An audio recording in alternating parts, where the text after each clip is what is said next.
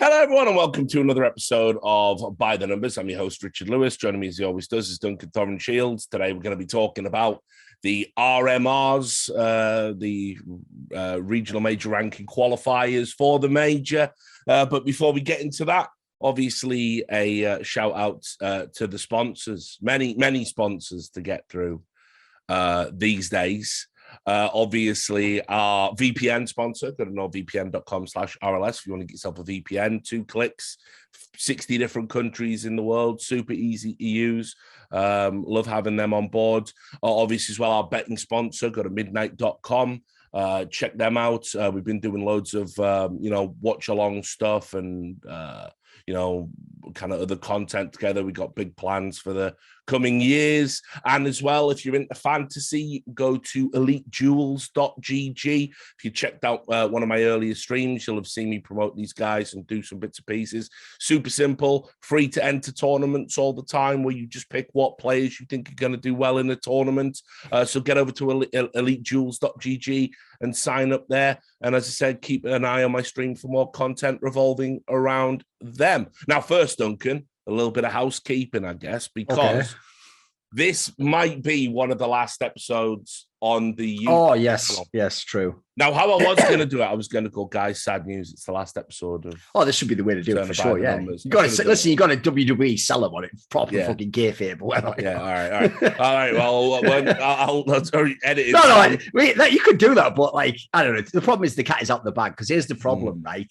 We all know how this works. So when I was talking, I think I was on some insights. I mentioned and we're going to have because Monty mentioned the CSGO channel, we got Snake and Banters over there, Counterpoints is coming back, and then I purposely left it there, right? Because I knew your plan. But then Monty goes, and by the numbers will be moving over, and then all our fans must be like, by the numbers moving, I didn't say that. But it's all right. It's all good. The information is out there in the public, is all I'm going to say. Somewhere. Yeah. So basically, what I'll say is, obviously, me, Duncan, and Monty have been wanting to, work together in a more expansive, way for some time.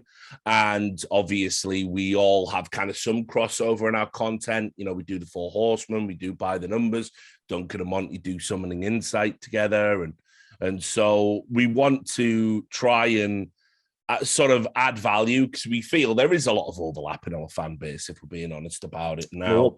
Yeah, I think we've entered into a period where it's kind of listen, I was streaming the other day, and I've got a regular guy who comes by my stream all the time. He's 53, married with kids. You know what I mean? And yet still an esports fan. Definitely not the Zoomer crowd then. No, exactly. Yeah. And it's having somebody that older than me. And even when I look at my, YouTube analytics as well, I see all the time that, it's the tiniest percentage of my audience that are under 18s. I imagine it's the same for you and Monty.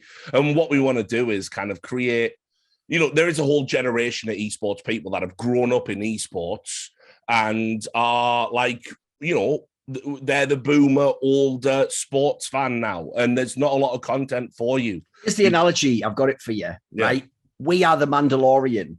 Not because you have to like that, but in the premise of what the Star Wars universe, essentially, that's what Monty said to me a few years ago. I'd never looked at the analytics and stuff because I assumed everything, it'll still be 16-year-old kids, won't it? But I looked at it was the same thing. It was it was the bracket that's actually harder to get, the sort of 21 to 40 or whatever. And then I've got the same vibe though. I get the vibe that in the same way as old school Star Wars fans hate the new shit, and they're just oh, thank God the Mandalorian. That's the vibe. I feel like we lead into.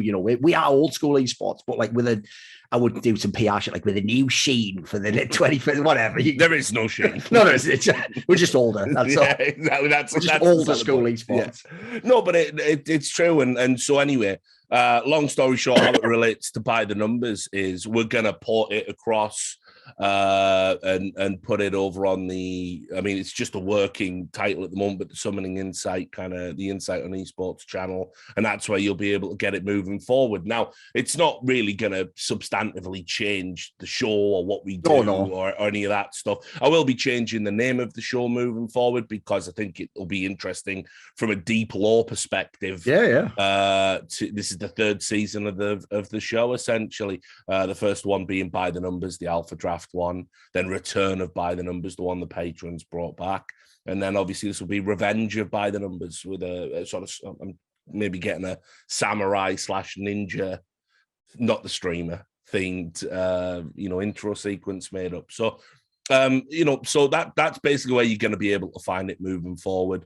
We think it'll give us, more opportunities for, sponsors and other activations and stuff. It also enables us to essentially put, because it'll be a company, we're going to be able to put the people that produce the shows on salary, which is a big deal. That's pretty cool. When you consider when this podcast began, Sam was just a guy assigned to us who wasn't actually even like part of the crew, just a guy who got given to be the producer. Just turns out he did an all right job and then a progressively better job, and now he's here. So and you too could do it if you are also a mess in fucking Wales or whatever. That you could aspire to these heights. Doing such a good job. He's not actually here on. That's what's even ridiculous. I even just gave him that whole eulogy. He's not even actually there to laugh. He's you have to watch this later. Yeah. Hopefully he'll edit in a few laughs. Excellent. So people realize that would be good if he did.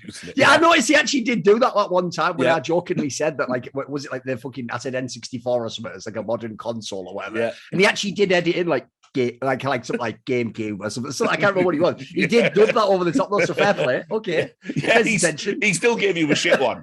All right. Yeah, he still had GameCube. Yeah, perfect. So don't worry. Obviously, we'll still be linking to it on our socials. But if you want preemptively, my advice would be go sign up to the Insight on Esports CSGO YouTube channel now. There's already going to be Snake and Banter there. There's already going to be Counterpoints there, and moving forward, By the Numbers will be there too. So that's already 3 fucking amazing CS podcasts in one. Also, place. Eventually be better for you because, like, obviously, like one of the flaws of that way me and Richard did our channels is because it's supposed to mainly be about us. It means if you are only a CSGO fan, you don't give a fuck about what we think about other games. We are essentially just wrecking the algorithm on our channel. So the good news is, if you only like CSGO and you hate when I talk about League of Legends on Twitter, just go to this channel. You'll have all the shows on. Don't worry about it. Yeah, it's true actually. Now that you mention it, you don't have to go like, oh, he's uploaded a bloody Valorant podcast again. Oh, not again. It's like, that's going to keep happening, unfortunately. Don't just get off that channel. Yeah. Definitely go and sign up to this if you're a CS fan. So, look, let's start. I'll tell you what, if you're a CS fan, I hope you didn't watch the North American RMRs. Jesus. Where to even start with this one? Well, I'll tell you what we'll do. We will spare Evil Geniuses temporarily. We won't start with them, although I would argue it's the big story. There was another high-profile flop here, and that, of course, was 0-0 Nation, who they got... Well, actually, my bad. Before we even get into it, format. Let's bellyache about the format before we get into the results, because, I've said it multiple times. I've been streaming some of these RMRs. I don't understand why we're doing this format where essentially you play a best of one, then win or lose, you get reseeded into another best of one. Then, depending on whether it's a deciding game to go out or a deciding game to go through, that's when you play a best of 3, and then maybe you play another best of 3, then another best, and then there'll be a tiebreaker in there. So I think it's a really shit system. And it lends itself towards upsets, and it lends itself towards the worst teams doing better, because anyone will take a best of 1. If you're an inferior team and you're playing a top team, and I go, I'll give you a best of 3, I'll give you a best of 1, you bite my hand off at the best of 1, because literally anything can happen in the best of 1. Yes, for sure. So as we'll probably get to.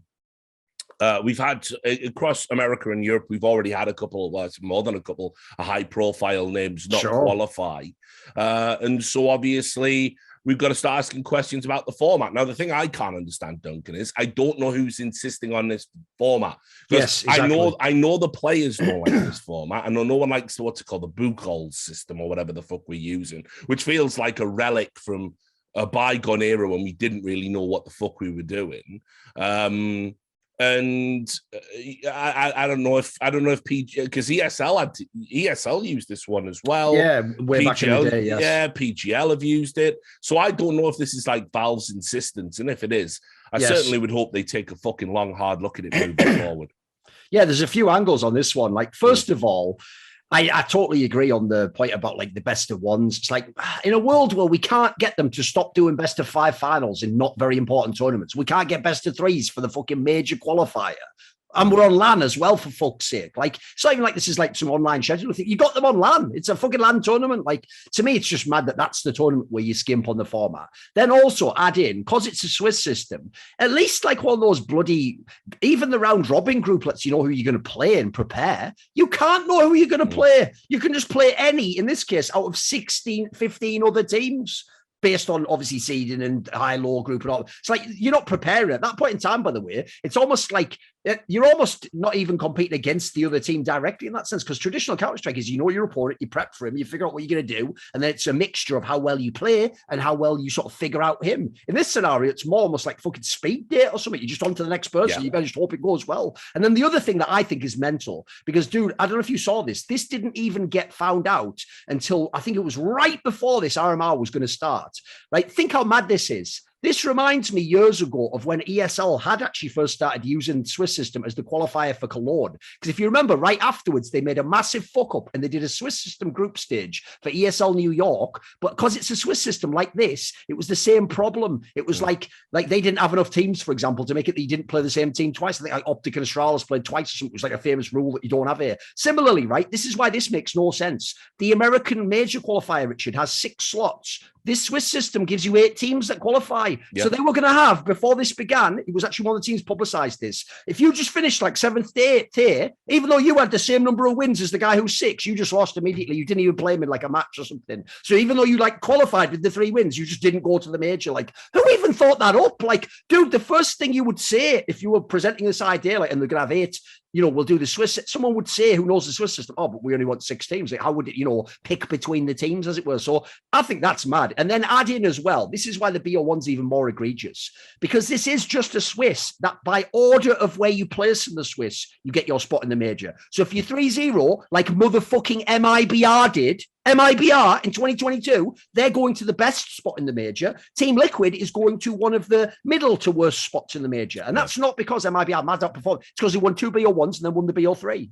Yeah. Like, what the fuck is that? And by the way, here's who MIBR played in their BO1s. They played 9Z, Pain, and then they beat Imperial, right? They didn't even play a Team Liquid or someone. Like, what the fuck is this? Like, in that scenario, I actually genuinely don't know. If I asked the person who designed this format, what were you trying to select for? Like, how were you going to show who the better team? I don't think they could answer it, dude. This looks like someone just took a format that could work in a different setting, threw the teams in it, didn't even think about how many had to qualify, and then just like someone else later. This is why esports such a clown show. It's like other people have to point out to you, like, that doesn't make sense. Or like, what? Like, it's not going to work, is it? Because I think they agreed they'd have like a match. I can't remember what it was. Well, I think maybe it was 9-0 who played off against someone in like a qualifier match that was extra to this Swiss system. So yeah, I don't get it myself, mate. Like, last major, I can't blame PGL. It was actually ESL who ran that, and they did their sort of pro league format, which had, by the way, fair play. At least I'll say this: ESL apparently will fuck their own tournament up with that format. So maybe it wasn't totally malicious. Like, they apparently do think that's good.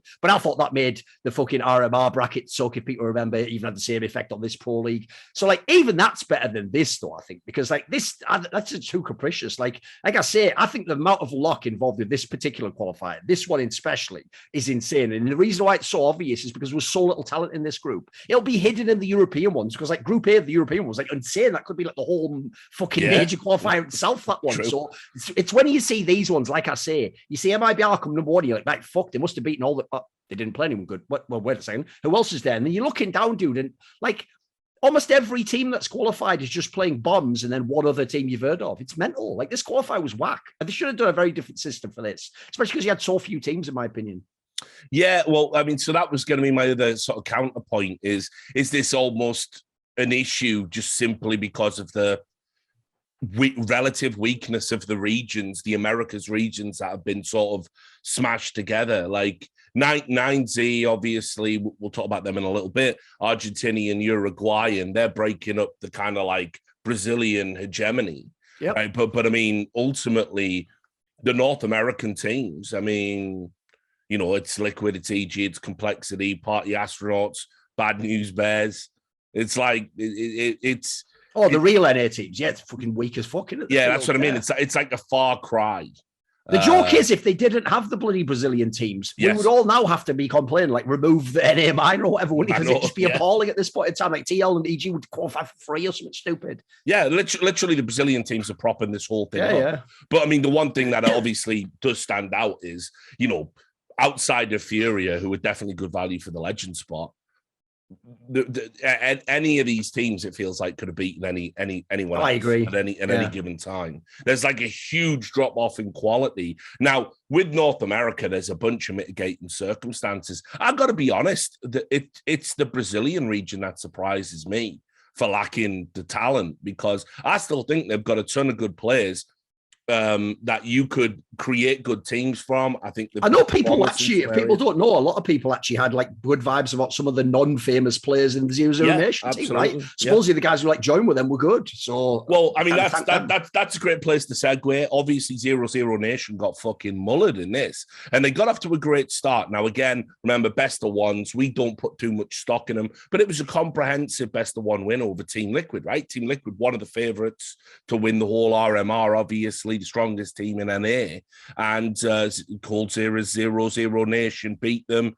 coldzera immediately went out and did an interview where he was like saying, I am teaching the players how to play. It was something like that, basically, where, of course, because he had the win, he wanted all the fucking... Oh, right, because in that moment, it was like he was turning the story around, right? Oh, yeah. I see. Basically, like, I mean, even though coldzera, by the way, is he's one of the worst players on this roster in terms of, like, production. He's, like, obviously, IGL, and he's the experienced veteran, so he's the one trying to, like, teach the players correct and pure Counterstrike, and obviously he wasted no time in pointing that out after the Team Liquid victory, but then of course they didn't win another fucking game. They got battered by Complexity, they got battered by Evil Geniuses. I mean, I've got to say, it's probably as tough a path as you could have had, actually. Oh, they had all the hardest opponents in theory, and then obviously they lost in the best of 3 to 9Z, who were the real standout surprise of the whole RMR. And so in retrospect, that's not a disastrous defeat. So while I agree, I think they were a little bit unlucky with the opponents they played. They put themselves in a real good position with an early win over Team Liquid, and then just couldn't convert, even though they were a little bit unlucky. But I agree. I think there's players on this roster. I'm still excited. On paper, it's a pretty good team, I have to say. Like, you look at it, I forget how good it is when you look at it. Like VSM is still good. Malbs is still really good. That's the guy from Guatemala. I think Try's done well since he's come in. He was getting a bit of shine last year, Yeah, and it's like, unfortunately, I didn't catch all of the 0-0 Nation games. I watched them beat Liquid. I think I watched them lose to EG. For me, it's a similar problem to EG, actually, in the sense that individually, moment to moment, the players, they understand what they need to be doing. They know contextually what they need to do in a moment as it's happening. The problem is when you've got 5 moving parts on a team that all need to be doing those things in sync with each other, without a strong leadership presence or a strong cohesive understanding of each other's games, those moment to moments, they're just not quite right. There was, like, in the EG game, there was a lot of, like, kind of bungled, there was problems with smokes and flashes, some real silly, like, aggressive repeats where there didn't need to be, like, the kind of textbook errors that you iron out over time with repetitions. But the problem is, I get the sense 0-0 Nation, because prior to this iteration of the team, it's had so much failure already. I don't know how much patience the org's gonna have, and it certainly doesn't help, in my opinion, that you do have coldzera, who's meant to be a talismanic player. That, if we're just being honest about it, he's like a middle of the pack player at best on this roster.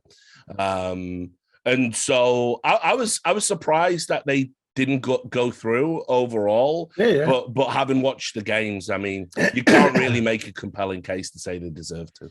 No, and I have to say, you can go ahead and get the fucking the ledger out and put coldzera on the side. There's 2 sides: real in-game leaders, stars who called a bit of the game and had dreamed that they were an in-game leader. So put coldzera's name right there under Shocks, Nico, all the fucking names that they all do it, where they all have to have that moment. And the problem is this: all the rest of them, as far as I can tell, Richard, I mean, maybe Nico like uses different excuses for it, but I get the vibe he does get the idea. He doesn't be the IGL anymore. The rest of them eventually at least have the epiphany, like, oh shit, it's because when you're not the real IGL, you can just chip in with good calls. But being the real IGL is really fucking hard. You have to always be thinking about the game. In fact, some would say almost only thinking about the game if you're going to be the. So I think he's one of those guys who still doesn't get that, because if you notice in the last few teams he's tried to do this. Like he took over before they got Carrigan in the MIBR team, the one with Stewie and Tarek. There was that weird story where he called on half the maps or something. Like he's clearly got something in his DNA where he's just decided he was the IGL or he was the one who made the calls.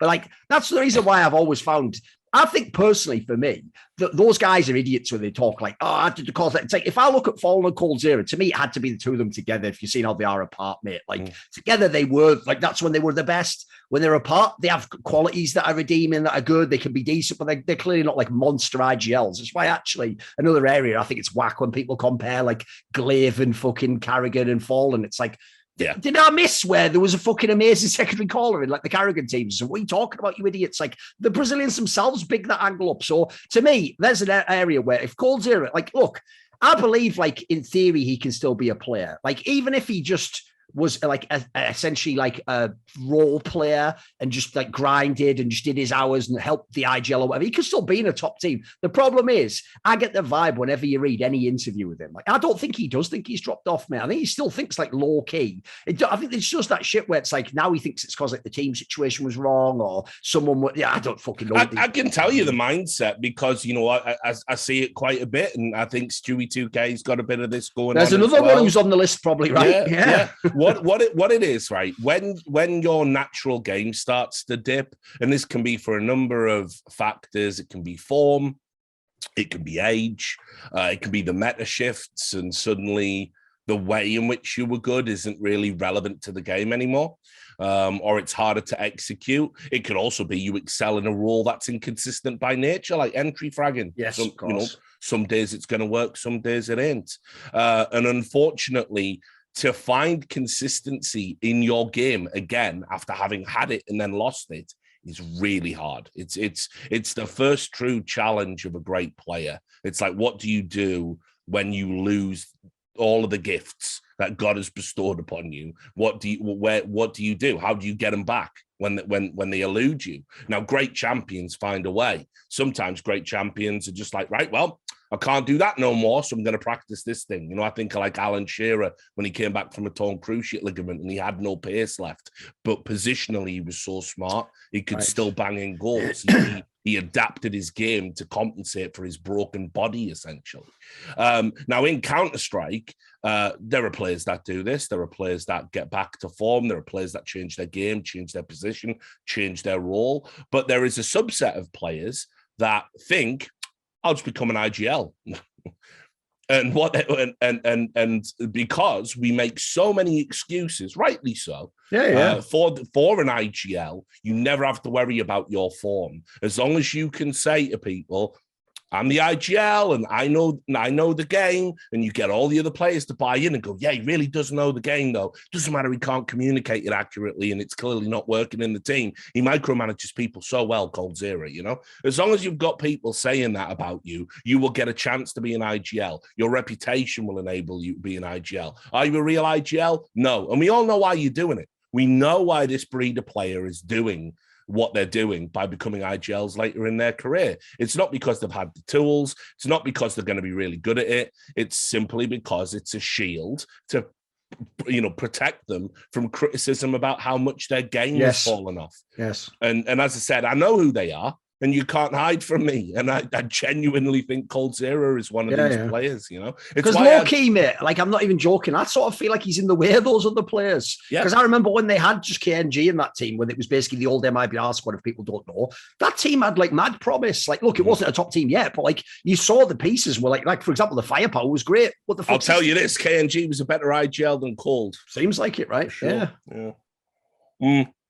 And it's why I've said to Stewie privately, publicly, I wish he'd stop. I wish he'd stop with this, but, you know, because as we'll get to now, Evil Geniuses, this could potentially be the worst iteration of the team that they've ever had. I don't think people realize it. A lot of people haven't looked it up, right? Here's the problem with tournaments. Like the best example of this to me was the Virtus Pro team last year. Because Virtus Pro had that period in like the summer and coming into the major where they would always finish like 7th to 8th, right? So you'd look and you'd go, they're not that good. But what they would do is they'd actually be really good until the last match. And in the last match, they'd really let you down. So if you only watch that one, you'd be like, they're not that good. This team, I'm not joking. It's not how they exit tournaments. They're just shit the whole way through. I'm serious. Go look at all the tournaments they played this year. They are appalling. There was one point where I looked and they'd lost something mad, like 11 maps in a row over like 2 tournaments or something, like not even winning a map. Like, remember, I'm not saying like you don't like, yeah, you can lose a series, etc. But you can look good. Like famous examples, obviously Cloud9 was the one that always used to look really good in a loss. These guys look shit in a loss, don't win like double-digit rounds, lose the map, lose their map. Oh, it's like, I'm not exaggerating. When you consider the names on paper, it might be one of the worst teams ever made, like relative to the names on paper. Yeah. Doesn't seem like anything works. Well, and the thing is as well, it's like, you know, when you think about what the upside is, it's a deceptively old team. It is, yeah. There is no young player. The average age is 25. Like the joke on this team is technically Breeze and Cirque, I assume, would be the young players. Like I assume Cirque's the youngest, right? Even he's got to be, 21, 22 or something? Yeah, I mean, Cirque's 22. Yeah, so there's not even any youth. That's why I say to me, the craziest part about this move is it's a bit like when the fucking MIBR guys, similar topic, that when they started to look silly with their recycling was when the other teams were coming up in Brazil and they were already good. Like Immortals was good and Furia came along. And you're like, there's something wrong here, guys, if you're recycling the same people like Lucas Watt. So same scenario with EG. What makes them look stupid is the existence of that call lineup. It's like, well, you didn't pick one of these players. You just think all the old players from 3 years ago are good enough. Like that to me just shows like fundamentally there's something wrong in their thinking, especially because they sort of like all collectively are just in denial that they're bad or something mad. You know what I mean? Like it's not like there's even a play you can blame. They all look shit pretty much. I mean, the only one who doesn't as a joke is Automatic, and he only sort of gets the pass because he didn't play the bloody game for like last year or so. So I find the whole thing so underwhelming. Yeah, well, look, so let's talk about... and I can't believe how they did it this tournament either, by the way. Like, I even remember looking at this RMR and going, they might even bloody fluke it, and then they'll get to, like, be like, well, we made the major. But they didn't. They were actually one of the worst teams here as well. Yeah, really poor. I mean, so, you know, again, best of one, sure, but they lost to Pain. Now, remember, that is a severely diminished Pain, because they lost Safe, who went to Furia. But then they beat 9T in a best of one. They beat 0-0 Nation, as we already talked about. They go into a best of 3 against the old Nemesis team, Liquid. Show me some fight.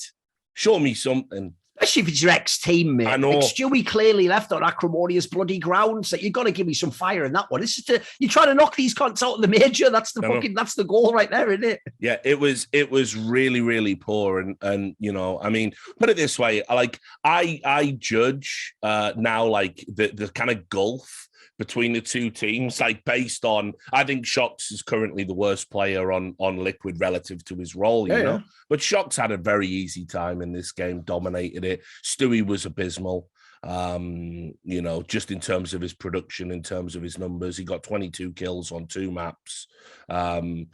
You know, Cirque, a lot of whiffs. It wasn't one of his worst series at the RMR by any stretch of the imagination. But like I said, the sad reality is the only player that looked like a Team Liquid caliber player in that series was Automatic, and he's the cunt who's just come back from fucking Valorant. So, you know, it's like, all right, fair enough. But listen, that's just losing a best of 3 against your old nemesis Team Liquid. You aren't better than Team Liquid. It's fine. So they go up against Party Astronauts, a best of 3. Let me tell you, like they dropped their map pick against Party Astronauts. Party Astronauts with fucking John G from Chaos and fucking Porn Alone in the you know what I mean? Like, don't get me wrong. Yeah, maybe in a best of 3, you give up a map. You give up your map pick against like an amateur side. Just look at the rosters, like you say. Look at the roster. Like, even if John G once upon a time was like, you know, a player with some skills. By the way, the Ben Leak guy, I remember in Flashpoint, someone they just replaced like before he even came to the tournament. So like, these aren't the top prospects. So yeah, the idea you go in that close. And again, here's the other thing I will stress again. This is a fucking major qualifier. They're the ones who are supposed to be nervous, not you. They've got major winners on this team. Like, you can't get through this match. Come on, guys. Now, when they had the last chance was up against 9Z, that was their opportunity to go through to best of three. You've got to back them, right, in that situation. Like, even as bad as the EGR right now. Holy shit, they got outfragged in this series, man. What the fuck? Dude, they're making people from what country even is this? So they're making people from Uruguay look like gods. What? I didn't even know Uruguay was in CSGO. Yeah, Uruguay's in CSGO. But yeah. I mean, because that's the thing, 90, it's like when 90 got through, obviously, they had that famous obelisk in Buenos Aires, and they turned it purple, which is the team's official color, in honor of the team, because it's a big deal in esports terms for Argentinians to get through. But yes, it's a South American mix. It's quite cool. It's a mix of all the different countries. That David guy is from Chile, so. And he's one of the better players on the roster. But yes, like Lucan, who we obviously remember as well. Yes. He was god tier. I thought he was brilliant throughout the whole RMR. Really stood out. But yeah, like, dude, like, so let's just go through like the cardinal crimes, because I saw on Reddit people were going, "Oh yeah, Breezy's looking good. He's back." 8 kills on the first map. 8 kills on a 16-11, right? That they lost. Terrible, right? Now next, this is Infernal, the one evil genius, right? It's not too bad there. Fair enough. They've won the map, but again, automatic hard carrying with like almost 30 kills. And then next up, Breezy again, bottom fragging in a 16-14 with 15 kills. And Stewie with 20 and automatic with 20. But it's like you say, meanwhile, DGT from Uruguay drops 33 on Evil Geniuses on LAN. Yeah. And by the way, it's got to be said as well. I mean, like EG on Overpass, that last map, massive nerves. You could see these guys aren't even confident in themselves. That's the fucked up reality with it. So I don't even know what to say. It's like, for me, this they were given a gift. EG, they got to play, with the exception of Liquid, teams that they should beat with their experience, with their caliber. Yes, it's like, I don't know what to tell you guys. There's no firepower on this team. There's no cohesion on this team. The tactics are terrible. I think, listen, I never thought I would sympathize with a big North American esports org, but in the same way, you sort of, when complexity started to come unraveled after Orbo left the team, EG have just lurched from one like unfortunate error. Oh, it's terrible, yeah. To another, Keep in mind, Malik's not even working with the team at the moment, as far as I can tell. I don't know what's going on there. Yeah. Back to France, there's rumors. I mean, there's sort of the fucking sword of Damocles is hanging over him based on that tweet, of course. So there is that. Yeah, that's another factor, by the way. You notice that angle never even gets brought up. We all just talk as though it's a 5-man super team POG and that Stewie's figuring it all out. No one ever even mentions Malik's name. Whereas if you remember, one of the whole storylines for this year was how the different coaches would affect it. How would Zonic be with Vitality and Extaz with G2? And then Malik, I even remember saying this. I never thought the roster would be good, but I was like, if it is, I'll have to give him loads of credit. I don't even know if is he involved with the team? Like, I know obviously he couldn't be there at one point in time. Like, what's going on here? Like, because I have to say, the suspicion is that he is going to get banned from majors after this fucking thing that's coming up with the bog thing. So who knows? Maybe they're already fucking distancing themselves or something. Yeah, maybe. Taking a month off or something, Yeah, no clue. So anyway, EG didn't get through. I'll just say a little bit and then we'll crack on. By the way, here's the question I would have is this. Normally, I would say we're still only 4 months into the year, like it's not even impossible. You can still fix a roster, etc. Right? The problem with this squad is like, unlike other teams, I can't do like the one player move. I don't even know if there's 2 player moves I would do that would like fix this tomorrow. So I have to say, when you add in, like you say, the past failures, because remember, there was shit all of 2021 as well. You have to go back to 2020 when our boy Zeus was there and they had a different lineup. It was all online competition. That was when they were amazing last. So we're talking now almost 2 years ago. At some point, this org, like we're talking about, they're not just going to sit on this fucking lineup forever, surely. Like, surely they're going to make some brutal move. Or, I mean, do you think they actually do leave CSGO? I mean, listen, put it this way. I don't know what it would take at this moment in time. Because ever since you acquired the NRG roster, which was like 3 mil or whatever it was. Yeah. It's just got progressively worse each and every time. I think that the org's been let down by a bunch of players. that don't value wearing the EG jersey at all, which is shocking. But well, no, it's not shocking. It's upsetting, but it doesn't shock me. North America players don't seem in CS to actually have any sense that this is history. They don't treat this like this was like a nip or something, like historic. The prevalent attitude, unfortunately, and we've seen phases like this. Me and you certainly with our tenure. There's periods of time where the competitive element goes out and the greed element comes in. And for me, we're in very much a phase where I'd probably say 90% of the CS players, still in NA, still in CS, would rather be huge streamers or would rather be in Valorant.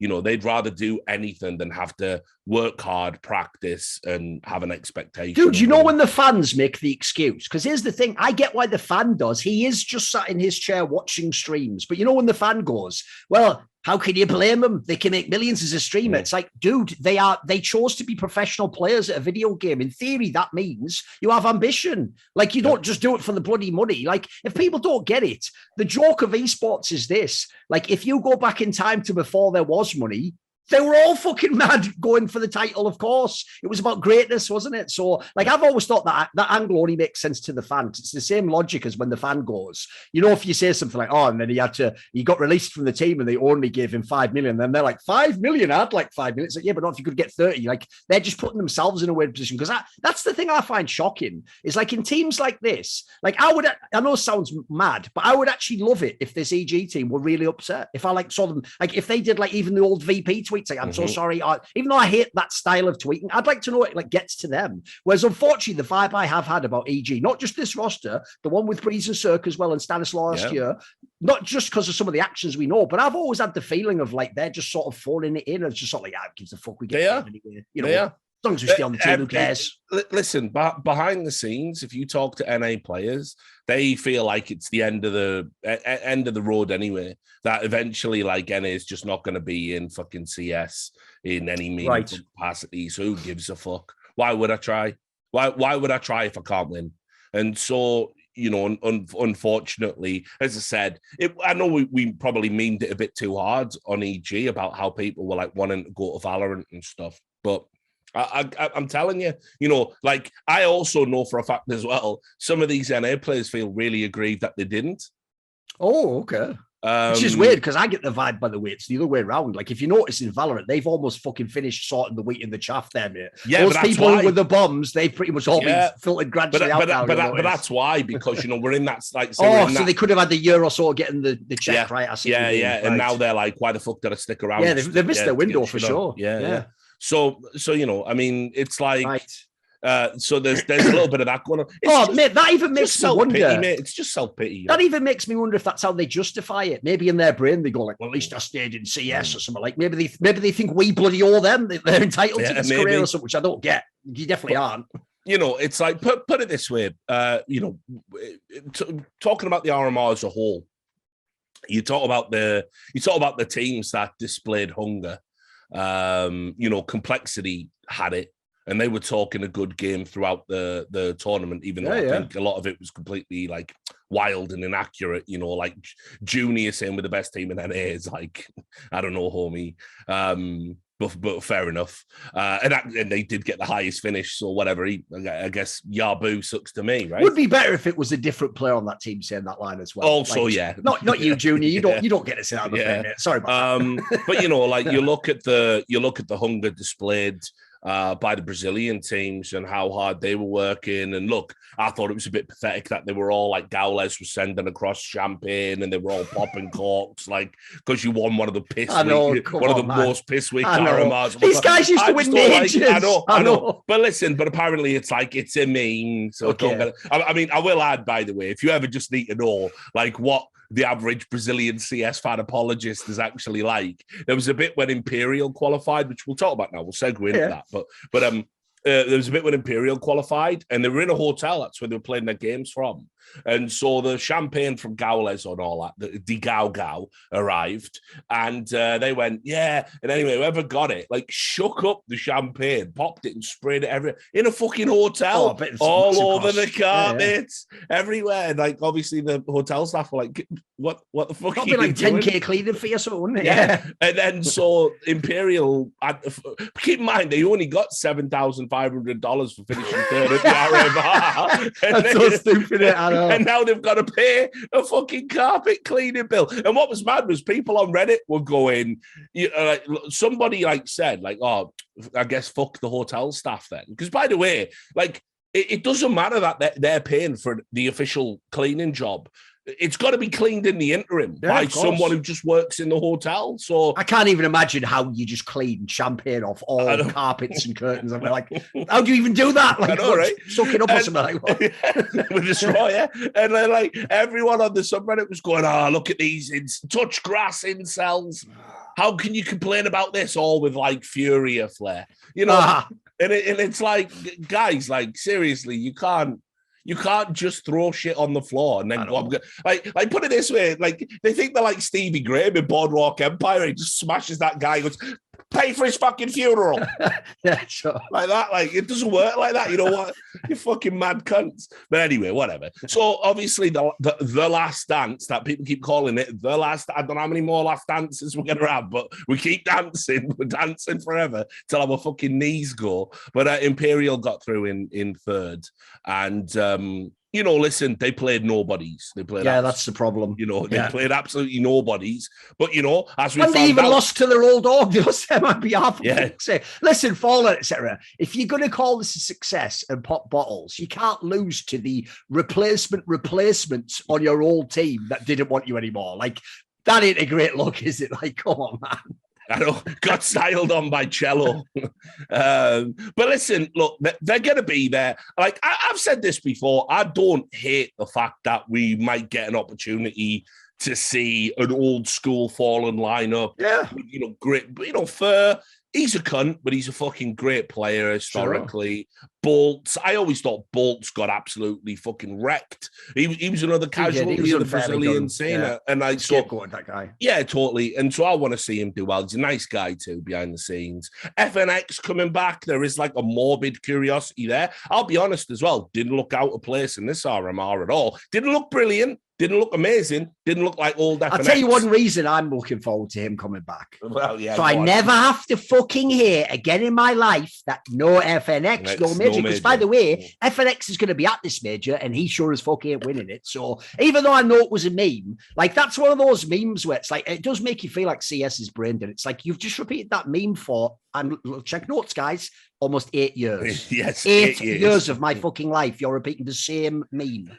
But they're so bad in esports, mate. Because what I don't get is this. Like, they critique on forums our content as though, like, they're intellectuals, right? And I'm not joking. The shit they love is the most lowbrow shit ever. Like, I don't know if you ever saw this in League of Legends, right? Because that guy Ender, who was on the LEC, people used to say, like, Wade Champ when he came on. They would just say that. Like, they still say that. If he came on stream now, they would just say that in the chat. It's like, how can that joke still have legs now? It was like, that was years ago. So, like, I don't get that whole meme myself, man. It's a fucking joke.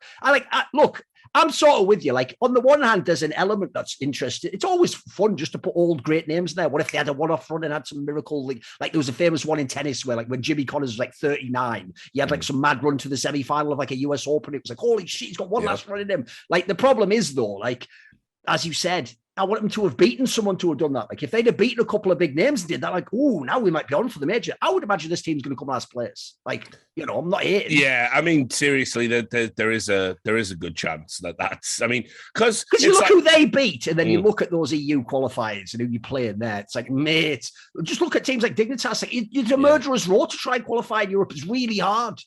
I mean, put it this way, I also feel as well that, like, some of the teams that they managed to swerve, right, because they didn't play, they didn't play 9Z, you know. They played like Sal Setano and Case and Party Astronauts. That's who they beat. They didn't play a 9Z. I think 9Z, based on what I saw, I think 9Z would have mullered them if they played them. So It's like you say, I think they're coming in as one of the weakest teams at the major for real. But at the end of the day, you never know what's going to happen. Veterans, you know, and like I say, I don't hate it. Also, as well, we'll bring viewership as well to the major. You can put that angle on it again. It's also going to be said, our boy Peacemaker Productions in the mix. Oh, again. Yes, he's the coach, isn't he? I forgot that. Yeah. So, you know, listen, I love everything about this, honestly. Like, but yeah, and that also, I am certainly looking forward to the end of the FNX meme because that has been done to death, and shame on all the casters that have helped proliferate that. So anyway, there you go. I don't need to say too much about Fury. I think we've covered the America's RMR pretty well. So now we'll go into the first half of the European RMR. Spoiler, at the time that this was recorded, the second half hasn't been completed yet, so we're not going to talk about that. So listen, this was there was some ups and downs and some weird stuff with this, I guess. It's been an interesting week for Fnatic in general as an org. Certainly. And obviously this was compounded by the fact that they bombed out of the European RMR. Maybe not a surprise to people. It's a bit of a patchwork lineup at the moment. But I'm going to try and lay all the different pieces that are going on with Fnatic right now. And somehow, once again, I found myself in the middle of it because, you know, it's my life and it's weird. So anyway, Fnatic... they've got a pretty decent roster in league. A lot of people were hyped about it, and then they've lost some games and things haven't been going well. So a lunatic superfan labeling himself an ultra. By the time you see this, they actually put that in their Twitter bios. They themselves say ultra. They're not even like we're not character. They don't think they even know. Like I can't even. That's one thing I want to quickly ask you actually at any point. Do they actually get that in football, the ultra is the guy who will beat you to death? Like, do they not understand that? Doesn't mean I'm a really big fan. It means like I am actually the one also who they do get that. And what you have to understand is if they're leaning into that, I find that really disturbing. No, it is, because you know the Discord that came to prominence with all this nonsense is called the Fnatic Fight Club, and the guy who runs it. Because I've been looking into all these people because I agree with you. I think there's a weird, borderline dangerous. One of these days when someone gets attacked at an event, it's going to come from some sort of a group like this. It's obvious, isn't it? You know, they'll buy each other up and they'll get the tickets or whatever. So this is an individual who's done some, you know, he's 23, he's done some BJJ. He fancies himself as an MMA guy. There's a couple of other admins on the Discord that fancied themselves as hard MMA people. And so, you know, obviously they're deliberately leaning into the ultra thing. But anyway, he wrote a tweet longer, which is the most deluded, entitled nonsense I've ever seen come out of a fan. It basically boils down to why win, why spend more money to win, why It was like, if people remember the first years when it was mad egregious, when Arsenal fans used to say Wenger out, even though at the time, like it wasn't until like 10 years later or something, he was actually bad. Guaranteed top 4 football every season, Wenger out. Yeah, exactly. No, he would just come like third in the league, lose to teams that spent twice as much, and they'd be like, get him out. And I have the same vibe because like because when they speak, it's the entitlement. It's when they talk about how it's like their club and like then you just think. Arsenal fans are the most outrageously entitled people. Yeah, it's for real. So anyway, he basically put a tweet longer out, and because he's an ultra and a lunatic, and they've done coordinated harassment campaigns against multiple people in the past, including like League of Legends coaches, analysts, people like this. They basically pretend they pack the org panders to these people and takes it seriously. When, of course, what you should be doing is drawing a line and saying, like, you know, we don't negotiate with terrorists, essentially. You know, that's what you should be saying. But anyway, so off the back of that, Fnatic held a town hall. A town hall, which is like the wanky American way of saying an open forum, you know, because like Americans are just like, I don't know. We know they've got problems over there right now, so whatever. But anyway, it's like their version of Prime Minister question time, sort of, with the public asking a question or something, isn't it? You know, it's you know, narcissism and all that, but whatever, rife in the culture.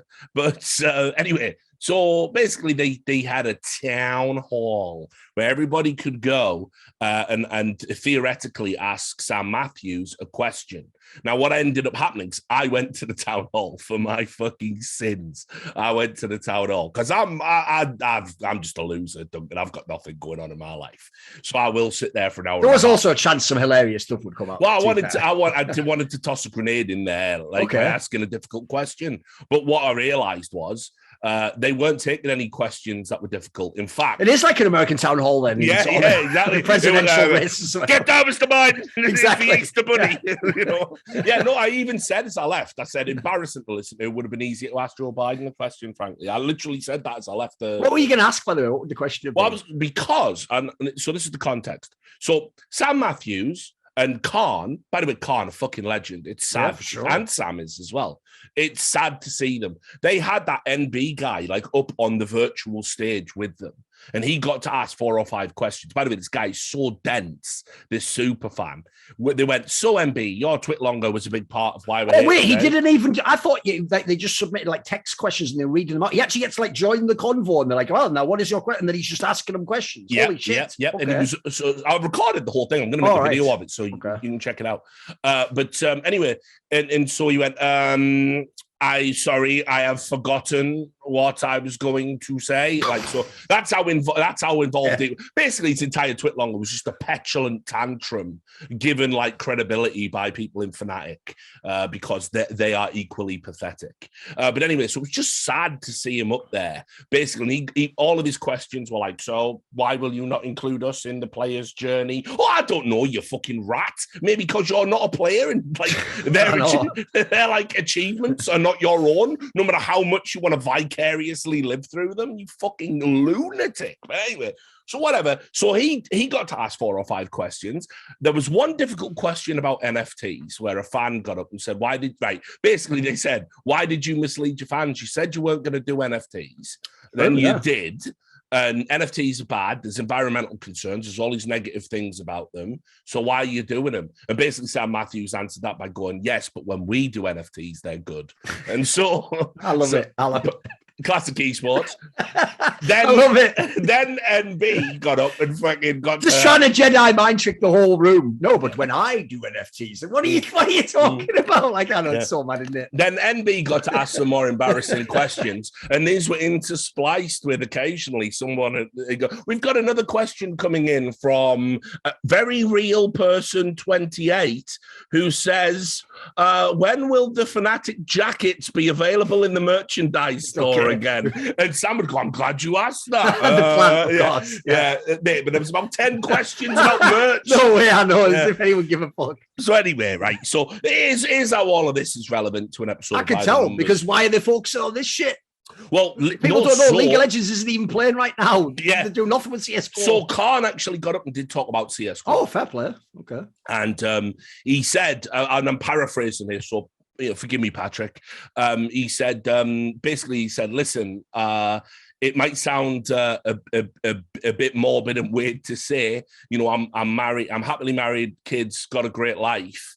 So I'm not going to say if I died tomorrow, I would die miserable, but I would certainly be very, very sad about what's happened to the CS bloodline. Because while you won't see me on the server anymore, because I haven't played for a long, long time and I can't coach these players directly, I feel a connection to CS and all of the CS players that represent this brand, which I thought was like. By the way, this is why it should be bloody Khan doing all this front face stuff, not Sam Matthews. Notice how that comes off as like totally authentic and genuine, because it is in character with who he was as a bloody player, isn't it? Yeah, exactly. And so he said, like, listen, without getting too much into it, that we know it's not good enough and we're going to make changes. That was basically the long and short of it. So that happens. They then obviously have the RMR.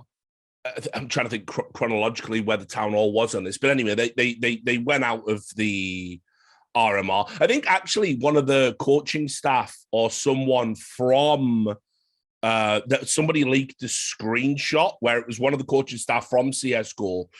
Sam Matthews had said, "Can you tweet this out, please, on the official Fnatic Twitter?" And it was another merchandising thing.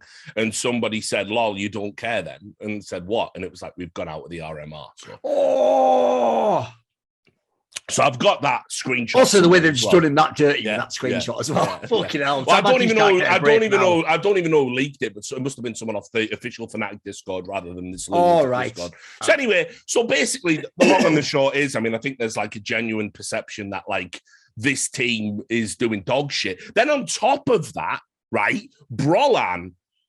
Yikes! Again, you know me. Never say yikes. I'm saying yikes on this. This is a fucking yikes, a big yikes. Block capitals yikes.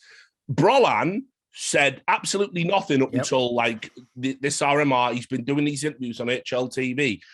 He's literally mugging him off. He's saying like shit like, you know, well, the problem was like we devolved into factions, and I feel like, you know, NIP's my home now because I'm playing with Swedes again. I didn't see any future in that Fnatic squad. Like, go read his interview. He digs into these motherfuckers like big time. He even says that back when it was like the washed players, the flushers and the JWs, he had a better time because we were all Swedes together and we were friends, even though it didn't work out.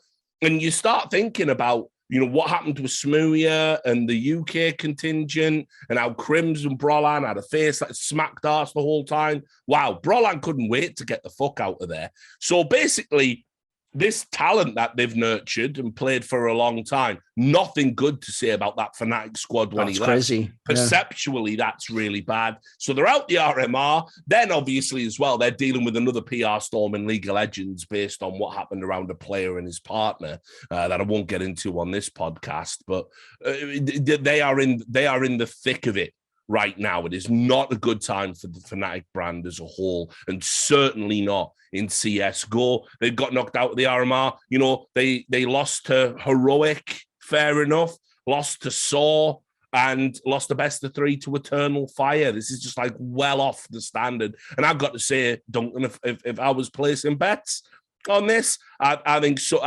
someone's going to give very, very soon.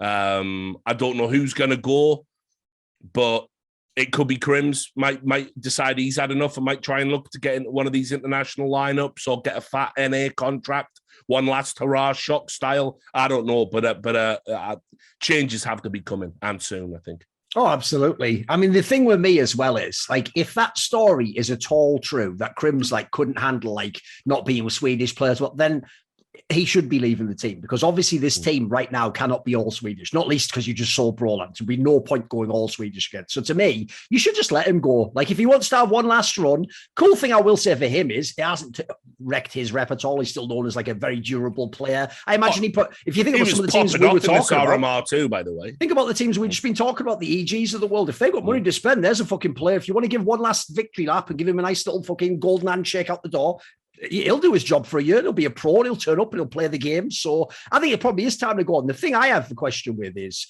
because Fnatic have never been known as big spenders, it's like, I just don't know how they retool the squad. Okay, so at the moment they're doing all right, sort of using Poison just because he's available. But like, there's got to be another big name comes in if we're going to like start believing in this team again. Well, I'm also going to tell you, it's the Joe Willock factor again coming to play, because like Poison's been terrible since he officially signed. Like, he's not been good. Like, I've been watching these games. He's been at the bottom end of the frag charts repeatedly over and over again, been whiffing big shots. The only good series that I think he had at the RMR was in the Saw one. I think he was really poor against Eternal Fire. I mean, he got found out. Yeah, I mean, like, I'm looking at the numbers now, right? This was Poison's performance on the first two maps: 9 for 23 and 10 for 19. Here's what kills me, mate. As an OP, you know.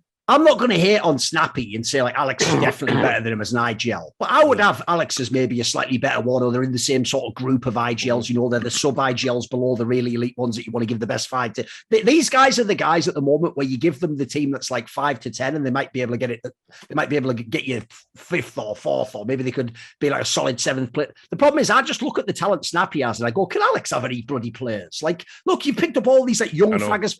Just give this guy some fucking firepower. Because what kills kills me is the only time he's had it in the last few years was that one period at the end of last year with Smooya and Brolan going off. That's it. Like, aside from that, he's always working with like teams that are, first of all, never complete. So it's never the real roster. I fucking hate that. It's the reason why I hated when EG was dicking around all last year. It's like, at least let me know. I'm the same call one. At least let me know these are real losses, not keeping my mind good, but it's not the real team yet. Like, so I just feel like it's just been such a wasted few years. Like, I know obviously you can't look back and like think one thing would change it, but like he must just look back on that Vitality leaving and just think like, what the fuck was I thinking on that one? Like, that is the ultimate grass is always greener moment in it.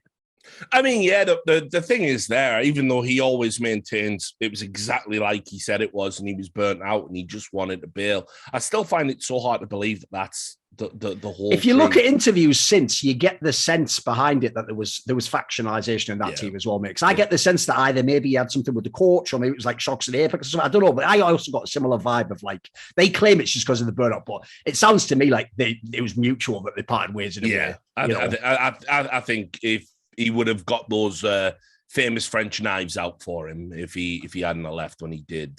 And so, look, I agree, though. I think when you want to talk about cursed careers, I feel so sorry for Alex. And the worst part is, because the community are generally populated by idiots, the narrative is that he's some sort of failure as an IGL. You know, and they put it all on him. Yeah, and it's like, well, he did well in Vitality, left, and then, Cloud9, and now Fnatic. I mean, I don't know how much you want to put on one guy, really, So, we're reaching an impasse for Fnatic, and I got the sense from that town hall I attended that they're not going to tolerate much more CS failure, but it's almost like one project at a time. And I don't think they're going to be big spenders, Fnatic. I think the reason Fnatic have had this longevity is they understand how to live within their means. But it definitely sounded from what Patrick said, definitely sounded from what Sam said and some of the ancillary staff over there that, this will not be allowed to continue for much longer. Also, another big name, OG. Another major missed out on, and you have to start asking questions about the future of this lineup. I mean, I remember there's an example of a team that also makes me think about the fucking Alex one. It's like, can Alex just have Nexus job or something? Like, give him that fucking team, he'll get to the major and do a bunch of stuff. Like, there's pieces there. I agree. And again, just to give people the breakdown. OG, they beat Mouse, lost an RV, lost a Forza in a best of one overtime. They beat Unique, and then they lost to Eternal Fire in a best of three as well. And so, obviously, I interviewed the CEO a while back on the Richard Lewis show, and he said, listen, we're going to keep the core of the team. I think the only change we made was Nexa. We're all aiming for it. We're all basically in line where we're working towards getting to the next major. That's the big, priority. And he was talking about how not qualifying for the last major was disastrous. Well, now you missed out on 2 back to back. And listen, I think there's players on this roster that are not going to tolerate it. I like Valde. He must be about ready to jump. Oh, if people don't know, he really did. Like, nearly he turned down the Astralis one originally, and then he wanted the EG one, but it was just, I think they just couldn't negotiate the price down. It was just too much. So, yeah, if you're that guy, you're looking at 2 missed opportunities. Because remember, as bad as Astralis is, if you're Valde, you're thinking, yeah, but if I was there, I'd be the one that'd make it better. So you're thinking that would be the chance. So I agree. Unfortunately, I even think this is where it's really tough to give advice to players. Why I normally don't do it, mate. I just let them make the choice. Then after the fact, talk to them for my mate, because the last thing you want is like I thought in the short term it was right to turn down Astralis. But if you feel like now, another year in sort of an also run, that'll crush your spirit. Like you can see in his game, mate, it looks like it demoralized him. Yeah. Yeah. And listen, he dodged a bullet by not going to EG. The first, yeah. But at the end of the day, it says to me he's open to moving. The problem is when he re-signed, I think him and Lexi B maybe even re-signed at the same time. They re-signed. Obviously, both could have had offers for bigger clubs. Their logic was like, let's stay together as a core, though. So this is why it sucks if you're Valde. It's like, so you'll sell Lexi B, but I have to stay. It's basically that's what's whack. Because in that scenario, you're like, what the fuck? I only stayed to be with this guy, and now I don't have him either. And also, let's be real. It's not like Nexa didn't come in on the high of his rep, did he? A lot of people were like, it's just Can he be good? We'll see, right? So I don't know I don't know essentially how anyone could have confidence in this team. Like the players on paper still look good, but something about this team doesn't work, mate. Well, I mean, look, I'll just to stay on the Valda thing as well. I'll tell you this right out, right up front. If Astralis drops Zitnix and replace him with Valde, I think that team can be. It's game on at that point. Yeah. I think that team can be great again. Honestly, I've always rated Valde. I think he's massively underutilized here, and I think unfortunately that. Again, you talk about windows. There was a period where OG were on sort of the come up, and they discovered flames, and it was all like things were looking really, really good. Alexi B was doing good prior it was moved to G2. They seem to be on an uptick. Yes, they missed out on the major, but in general, I mean, that was considered a shock, right? Yes, because they were very much a top 10 team in the world at that moment in time. Currently, by the way, ranked 19th. And I just feel that window's gone. I think all of the stuff with Nico and all of that hanging over his head with the Hunden bullshit, and they've had the honeymoon period with Nexa now. That's over. Like a team that's as expensively assembled. And by the way, not that they've spent an amazing amount of money, but a decent amount. They're essentially a startup. That's how you have to think about them. I know they've got the pedigree from Dota 2, but the CS team, a little bit independent to that, and it's essentially a startup operation. But, they've spent relatively big for a team of that kind of tenure, that kind of pedigree, and they've got nothing to show for it. And I feel that, like, they were very close to having something to show for it, stickers in the game, potentially, etc. Missed out again. And like I say, this team it feels to me, it's very much on life support now. The problem I see with this squad is when I looked at this team, even though I just bemoaned, like, I wish Alex had these players. When it was Alexi B, I used to think, like, these are decent players, but he doesn't have, like, for example, where's his, like, top 10 star in the world? Like, where's his, like, fucking legendary player who will do it? He doesn't have one. He has, like his closest was Valde, and then, like, Mantu sort of, like, quite frankly, seems like he plateaued a little bit. He got good, but the problem was he's the tier 1 AWPer, and in tier 1, he would be near the bottom of that list, so he tends to get a bit exposed. So, yeah, the problem I have with that team is, this is why I really question OG's understanding of CSGO, because to me, the best piece was Alexi B. You sold him, got an inferior piece in who's maybe slightly better at fragging, and then you expect the team to do better. Like, no, it's going to do worse. It's going to decay. It's going to fall apart now. And that's the reason why it kills me with this team as well, because just like Fnatic, they don't spend. They don't buy big players. They don't get big names. They do get the FPL-type names. Well, the problem with that is you've got to have the scouts. Everyone's watching FPL, mate. They're going to know if there's people there. So are they going to come to your team? Are you going to find it? Doesn't seem like it at the moment. And then, so I think the problem with their squad is they just look like they're in a holding pattern, and I don't see how they go any higher. Like, I would even, at this point in time, I think it's probably right to restart the squad, like rethink what you want this team to be. I don't think you can just keep changing one piece in and out when the team fundamentally isn't like world class. I don't think one piece changes it even. So if I were them, I'd just pick a couple of players, redo the whole squad, maybe even sell some people. Like, I feel like obviously the Valde one, people are just spinning the wheels here as well. Just a waste of time, isn't it? Yeah. And well, I mean, you've got a period now where without the major, you can have a real think about what it is you want to do, because I mean, OG, they're not when they're not in that Blast Spring Showdown, are they either? So, I think they've got a period of time where if you are going to look at roster moves, you might want to have a look at teams that are dropping out of the RMR, teams that aren't going to go to the major, see if there's any pieces you can pick up there. But it just might be time for a change, because, I like Nexa. I don't think he's an amazing IGL, but I think he's a solid IGL and a good player. Even a decent piece. Like, he doesn't have to be IGL, in my opinion. Exactly. Yeah. Completely. And Flames is a really, really good find. Mantu is very good. I just don't think elite level. Yes. People get upset over that, but that's my read on it. No, I think it's fine. And if they can keep hold of Val, I mean, obviously it makes it sound like Nico's the one that has to go, and I think that might be true, but they need an upgrade somewhere on the roster. There has to be an upgrade just in terms of overall quality if they want to change the way things are going, because realistically, I look at this RMR they were in, Eternal Fire got through, Forza got through. Fucking hell, it shouldn't even be a given that big, finish second. right? Yeah. Inconsistent, coin toss, 50% win rate, big, was second in this RMR. So, no, I mean, OG have really let themselves down. And another team that did that, of course, as well, Mouse, really don't. Another team, by the way, where it's like, what is the future hold? Because certainly rich, isn't it, in light of that kick? Yeah. That's looking fucking great now, isn't it, guys?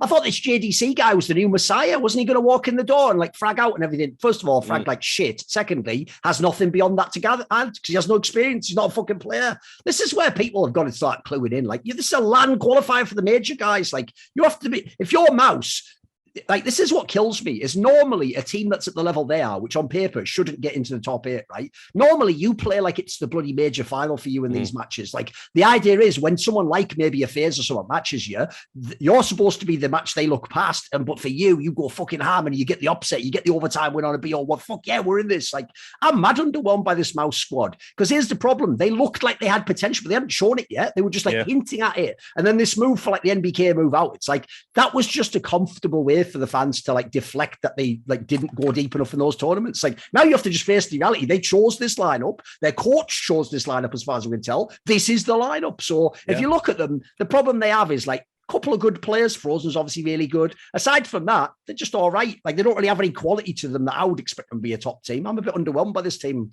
Yeah, messaging came about the MBK stuff came up again, obviously. Around this time, because I've been reading all of the interviews and everything.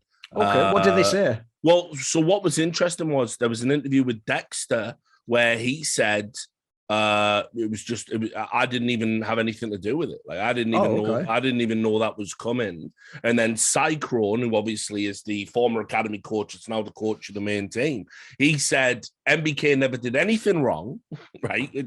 And it was just a decision the quote was, it was a decision for JDC. Rather than it being against NBK. That's how he worded it. Now, I still think this is all weird, and I almost feel like they recognized they did Nathan a little bit dirty, right? Right, I see, okay. So they're trying to make up for it. Yeah. But, listen, by the way, I don't think JDC played particularly poorly overall in this qualifier, but here is the issue. I don't understand where the strong hard yards personality is. I don't understand where the tenacious, gritty experience is in this team, as you say, to get you through a land qualifier for the fucking major, where every team is going to play balls out to the fucking wall. Everyone's hungry. Mate, this should have been, if I was them, this is where I test NBK and I go, right, if we make the major, you stay. If not, then I have to gamble on the under. That would even make business sense. By the way, as an aside, because this just reminded me of something that just mildly triggered me. Our good friends, the Score Esports, who never stopped churning out shit, did a video about NBK 11 days ago. This is mental, guys. This is another example of where they just fabricate reality. Here's the headline. The disrespected CSGO legend who came back from Valorant to crack skulls. The thumbnail on it says Valorant buff, ? Right? Who did MBK play for in Valorant, the Score Esports? Spoiler, he didn't. All he did was for a few months stream and just say, I'm going to stream some Valorant. They make it sound like he's automatic or something, man. Like, what? Like, these guys are so off the fucking boy. It's mental, isn't it? Like, he turned down offers, is my understanding. There were people who said, like, do you want to go on a Valorant team? But as soon as he realized there was going to be offers for CS, it was like, it was a no-brainer. I believe he considered it, like that. But they're making it sound like he bloody switched over. It's nonsense. He didn't play for a team. He just streamed it. I did an interview with him. He's like, listen, I'm just streaming it. I'm just playing it. Like to me, this is on the level of that fucking BBC. Like, and here we are, we get right. The legendary Pro, and he's just like, I know. Even he was like, what? Yeah, unbelievable scenes. But look, so here's the problem I got with this fucking lineup, right? So you've got 2 academy players come in. By the way, Torzi, JDC, fantastic. They've got potential, clearly. Yeah, no doubt. Yeah. BMAS, who I think is a really good glue player. I like BMAS. I think he's good. Seems all right. Yeah, improved good gradually. Frozen, obviously, he's technically the star now. He went from being back in the Carrigan era, he was like the great unknown young player being developed. He is sort of the star player on the roster. And Dexter, an IGL, who's been kind of thrown into the deep end of being, here, come and lead, and also ran European team when all your experience is in the Oceanic region and the Oceanic qualifiers, and you haven't really done anything beyond that, nor even had the opportunity to do so. So I look at this roster. Where's the leader? Where's the guy who's been there and done There's no experience at all on this roster. Nah. And listen, unfortunately for teams, all the talent in the world, it will not win you a championship. It just will not. The experience is the intangible. The experience is the thing you can't synthesize. It's like it's either there or it isn't. And listen, I get it, man. MBK's stat line might not have been much, but I tell you what, in situations like this, when people are losing their heads or flapping a little bit because you're losing it with a team you shouldn't lose, and there's tens of thousands of people watching, and all your fans are wondering whether you're going to get to the major or not, whether you're going to have to sit at home and watch it and hope you get a drop rather than actually being there with your fucking stick and your name in the game, right, forever. Obviously, like, things going on upstairs. That's why you need a veteran who's like won majors. That, you can't buy that. And Mouse threw it away for nothing. They still haven't even in a satisfactory fashion explained it. So it is really weird to me. The other part I found dodgy as fuck, and this is why I don't really totally believe, Richard, that this is, like, I don't even totally believe the angle that it's just that the coach was like, this is my guy, and I wanted to bring him up. Because it's what you say there. It's that if you know how CS works right now, you don't cut people if they're under contract, because why would you? Why not sell them? Why not wait? Why not use them as a stand-in? In this scenario, by the way, it's even the perfect way to introduce JDC. You go, right, you play now, but if I tell you what, we've got MBK as a backup and he comes in a month if to score. Or you say to MBK, same thing. Look, it's not a decision against you, so I'll put you on the bench and we'll see if another player in the team has issues. And then you can go. No, what they said is they've communicated, like you said, it wasn't MBK's fault at all, and I didn't even choose it. But he can never, under any circumstances, play for Mouse Sports again. Like, what? That's a fucking insane, like, square brackets in third part at the end. Like, how can he have not done anything wrong if you just don't ever, under any circumstances, even want to try him out and play him, etc.? Like, that can't make sense. It can't make sense, mate. There's more to that story, but we're just not going to get it. It feels like. No, never. And as I said, Mouse, I don't even. I feel like they've just not been. They've just not been doing anything since this Dexter experiment started, and it's like I don't particularly want to bang on him anymore because, listen, if it's true what he says, and it's like. He comes into work one day and they're like, right, we've just cut MBK, JDC's your new player. Like, I don't know, if you're going to make those types of decisions without even consulting your IGL, like, I got massive sympathy there. But like, if I'm an IGL, I want some input. Yes. It can't just be the coach's baby. I'm the one that's got to work with them. So I go back and forth on Dexter. On the one hand, I think he's been given way more chances than almost any other mediocre IGL would have got with a roster that isn't all that bad and could realistically expect a bit more. I kind of was out on him coming off the back of, earlier in the year, like in February, they went 9th to 12th at Katowice, and 13th to 16th out in the groups in Pro League. And it's like, I can't really get excited about this lineup anymore. And obviously, out at the RMR, not going to be in the major, but it's Mouse. They're not going to make any changes. But it's like, I just felt if you have MBK on there, you've got an experienced figurehead. Doesn't have to be an IGL. He can offer a bit more. It's just a really strange decision. And so, listen, you've got to be judged on these decisions. By the way. For sure. This is also something I've noticed, by the way, is I think it's a bleed over personally from like League of Legends, because a lot of the orgs have League of Legends teams. Because in League of Legends in Europe, there was only 10 teams in LEC. Imagine if there was only 10 true professional teams in European CSGO, there would be 1 billion talents you could bring in to go to those 10 teams, right? So it's true. You wouldn't just keep the equivalent of an MBK maybe in one of those teams. You might go, fuck it, I've got like the next great player, I've got the next MBK, I'll bring him in. But what people have done in League basically is the same same problem Mouse have done here, where you replace all the experienced players with the rookie, though. So while you're gambling that each guy pays off like a lottery ticket and becomes really good, you also have none of the things that the veterans brought. You don't even have the team culture, you don't have the structure. And so what they're actually learning, in my opinion, is you only bring in one or two rookies, or like one rookie, and you work on him and integrate him. Otherwise, you still need, like, in my opinion, the base of the team should nearly always be veteran players. That's why it makes sense that FaZe Clan's base is Carrigan and Rain. Like, they're the most veteran players. Of course, they're going to bring all the experience. Like, they can have, like they do in their team, the young fraggers are the ones that are the fucking stars. They're the young guys. Like, in this team, it's like you've gone for everything young. Like, Dexter is, for real, like the most experienced player, and he essentially was like playing in a minor region when we had real CS. So fucking hell, like, what do you expect? You know, what, like, there's no real, like, it's not even that bad a team for the inexperience of the players. It's just like, yeah, like you say, when you see like the actual potential individually they have, you feel like this team should be an ends. They should be sort of like a dangerous team that's coming up with stuff where it's like all they really do is just lose close games in mouse spots. That's all they do. So we'll talk a little bit about Saw. Obviously, that was the one everyone kind of got wrapped up in as the big romantic. They'd also lose in the most brutal way possible. Yeah, which we'll get to. So, you know, opening game, lose to Big, but then they got Unique. They beat Fnatic. Suddenly it's game on. They go up against Forza. They lose a pretty tight best of 3 there, but it's okay because Virtus Pro kind of flopping and floundering, and they got problems of their own with their weird new fucking honey badger logo called Outsiders. And they go into this game and, like, literally it comes down to the wire. So very much nearly won on the last map on Inferno. It came down to a clutch with Europa Stododo. He's on the pillar. He's moving around. He goes for a no-scope. He gets a leg. And Jim, of all people, survives. Of course, the Crusher of Dreams. Yeah, the Crusher of Dreams. James survives and gets the defuse, goes to OT, and Saw were kind of mentally defeated and ended up losing. I mean, Saw gave a very good account of themselves in this series. Just a couple of things. No, they weren't a pixel away from going to the major. That's just ridiculous.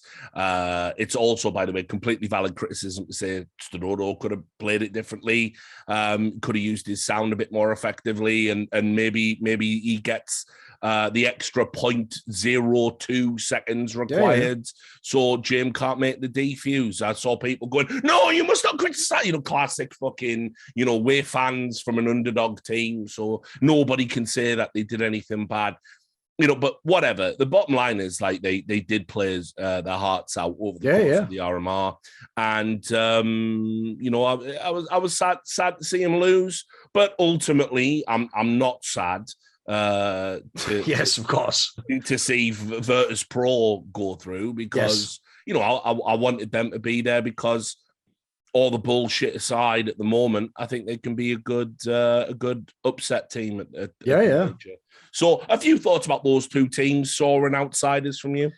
The good thing about Saw is this. Like I said earlier about what it's supposed to be like if you're like the Mouse Sports of the world or some of the smaller teams, like, this is actually an exact example of what I want to see in these qualifiers, is the teams that I don't expect to be good. Like I say, they play as though it was already the bloody major, as though everything was on the line. They go hard as fuck. They push the actual real teams, which unfortunately is just the nature of the world. You can't focus, if you're VP, on a Na'Vi match the same way you focus on a Saw match. You just can't. Yeah. It's basically only going to be when you sort of start to get a little bit of fucking squeaky bum time in the game. You're going to go, shit. Yeah. You mentally sort of tune up, and that's where it always gets mega close at the end, if you notice, with these sorts of upset scenarios. I'd also say this, though, if I was the Saw guys. Yes, true. You could have won this series. It was really close. There's also another world, though, where you wake up that same day and they just shit stomp you out the match immediately. They are fucking Virtus Pro, for God's sake. And then also, I have to say, as much as people hate this angle, I'll always say it. The reason I hate upsets, even if in this scenario I might have actually enjoyed them winning that individual match, is they wouldn't have done anything at the major. Like, don't be silly. Like, unfortunately, at the major, it's a bit like, think about how the last major went. So we all loved in the first phase, I think it's the new challenger stage called now. In that first phase, if you remember, was when fucking Ents and Entropic were both like showing some stuff like, oh, this is pretty nice. But then you got to the next phase and they just faded. They just fell away. The pressure got to them and they no longer had any steam left to go deep, and they were never going to make like a deep playoff run. Saul was probably not even going to get out the first phase. So like, cool for them that they almost made it. But again, you almost made it. You didn't actually do it. You just almost made it. This is like a Copenhagen Flames qualifier version. So fair play. Maybe there's something to the team. Maybe in the future they can do some stuff. I know they've had some like close upsets or results online previously.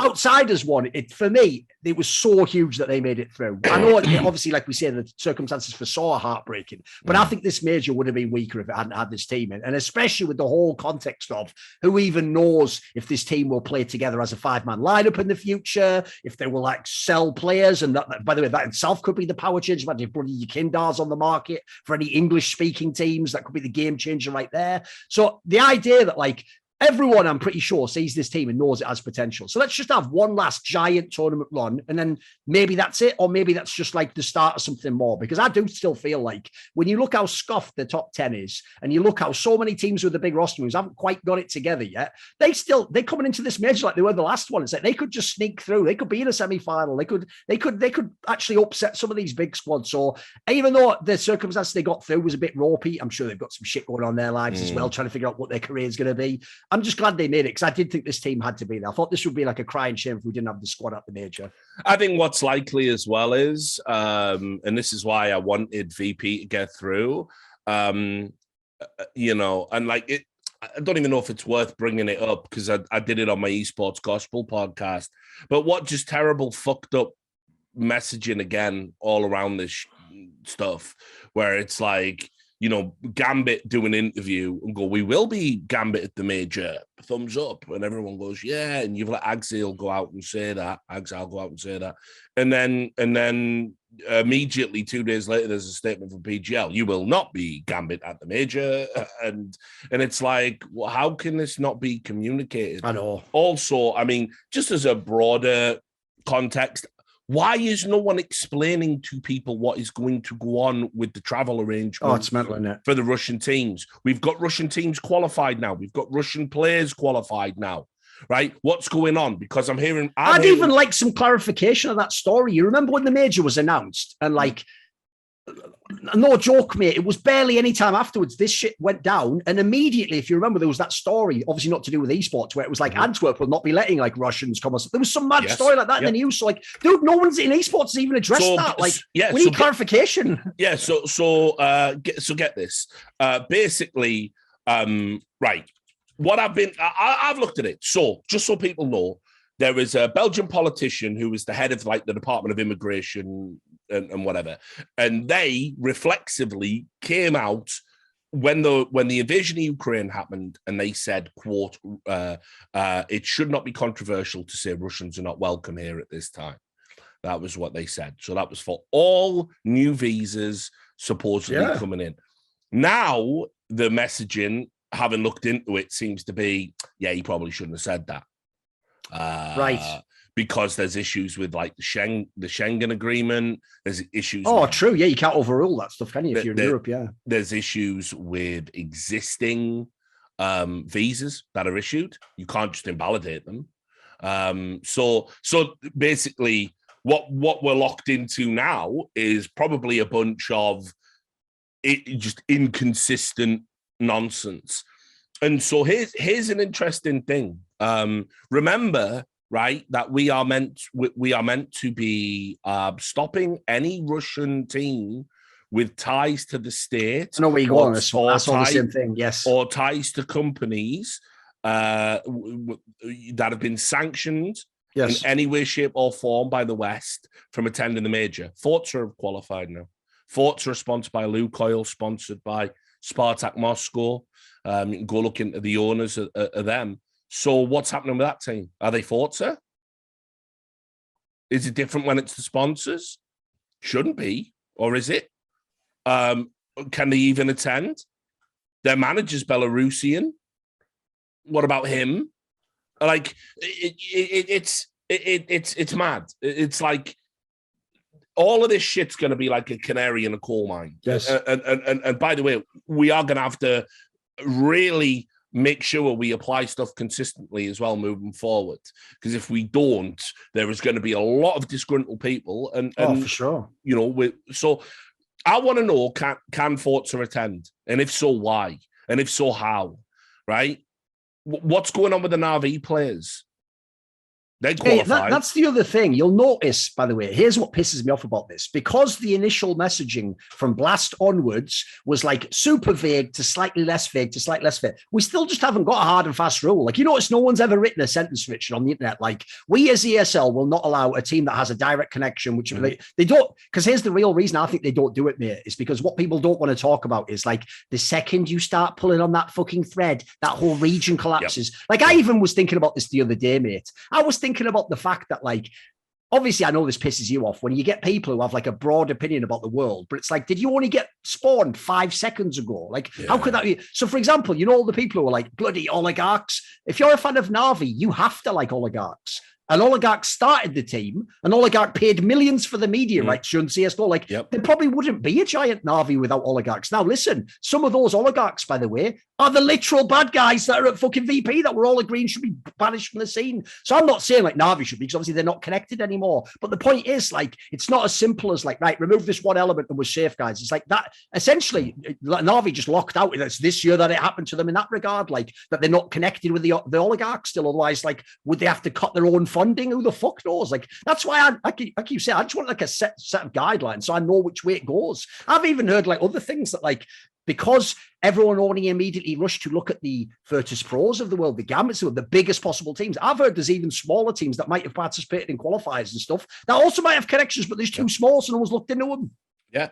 Well, that goes without saying. I mean, it's like you say, that whole region is you know, as far as I know, everything on some level runs like a very tangled web. Yes, financially, let's say. But you know, listen. So the Na'Vi one, right? We can probably all work around that. We understand Na'Vi been disproportionately affected. We understand the players were moved out to Europe, even though I also understand some of the players have returned home in the interim and been back to Russia. And obviously, as well, they're a very affluent org and a very well-connected organization, and a very professional organization. So I'm sure they've all got all their paperwork and all their visas and everything, and all their ducks in a row.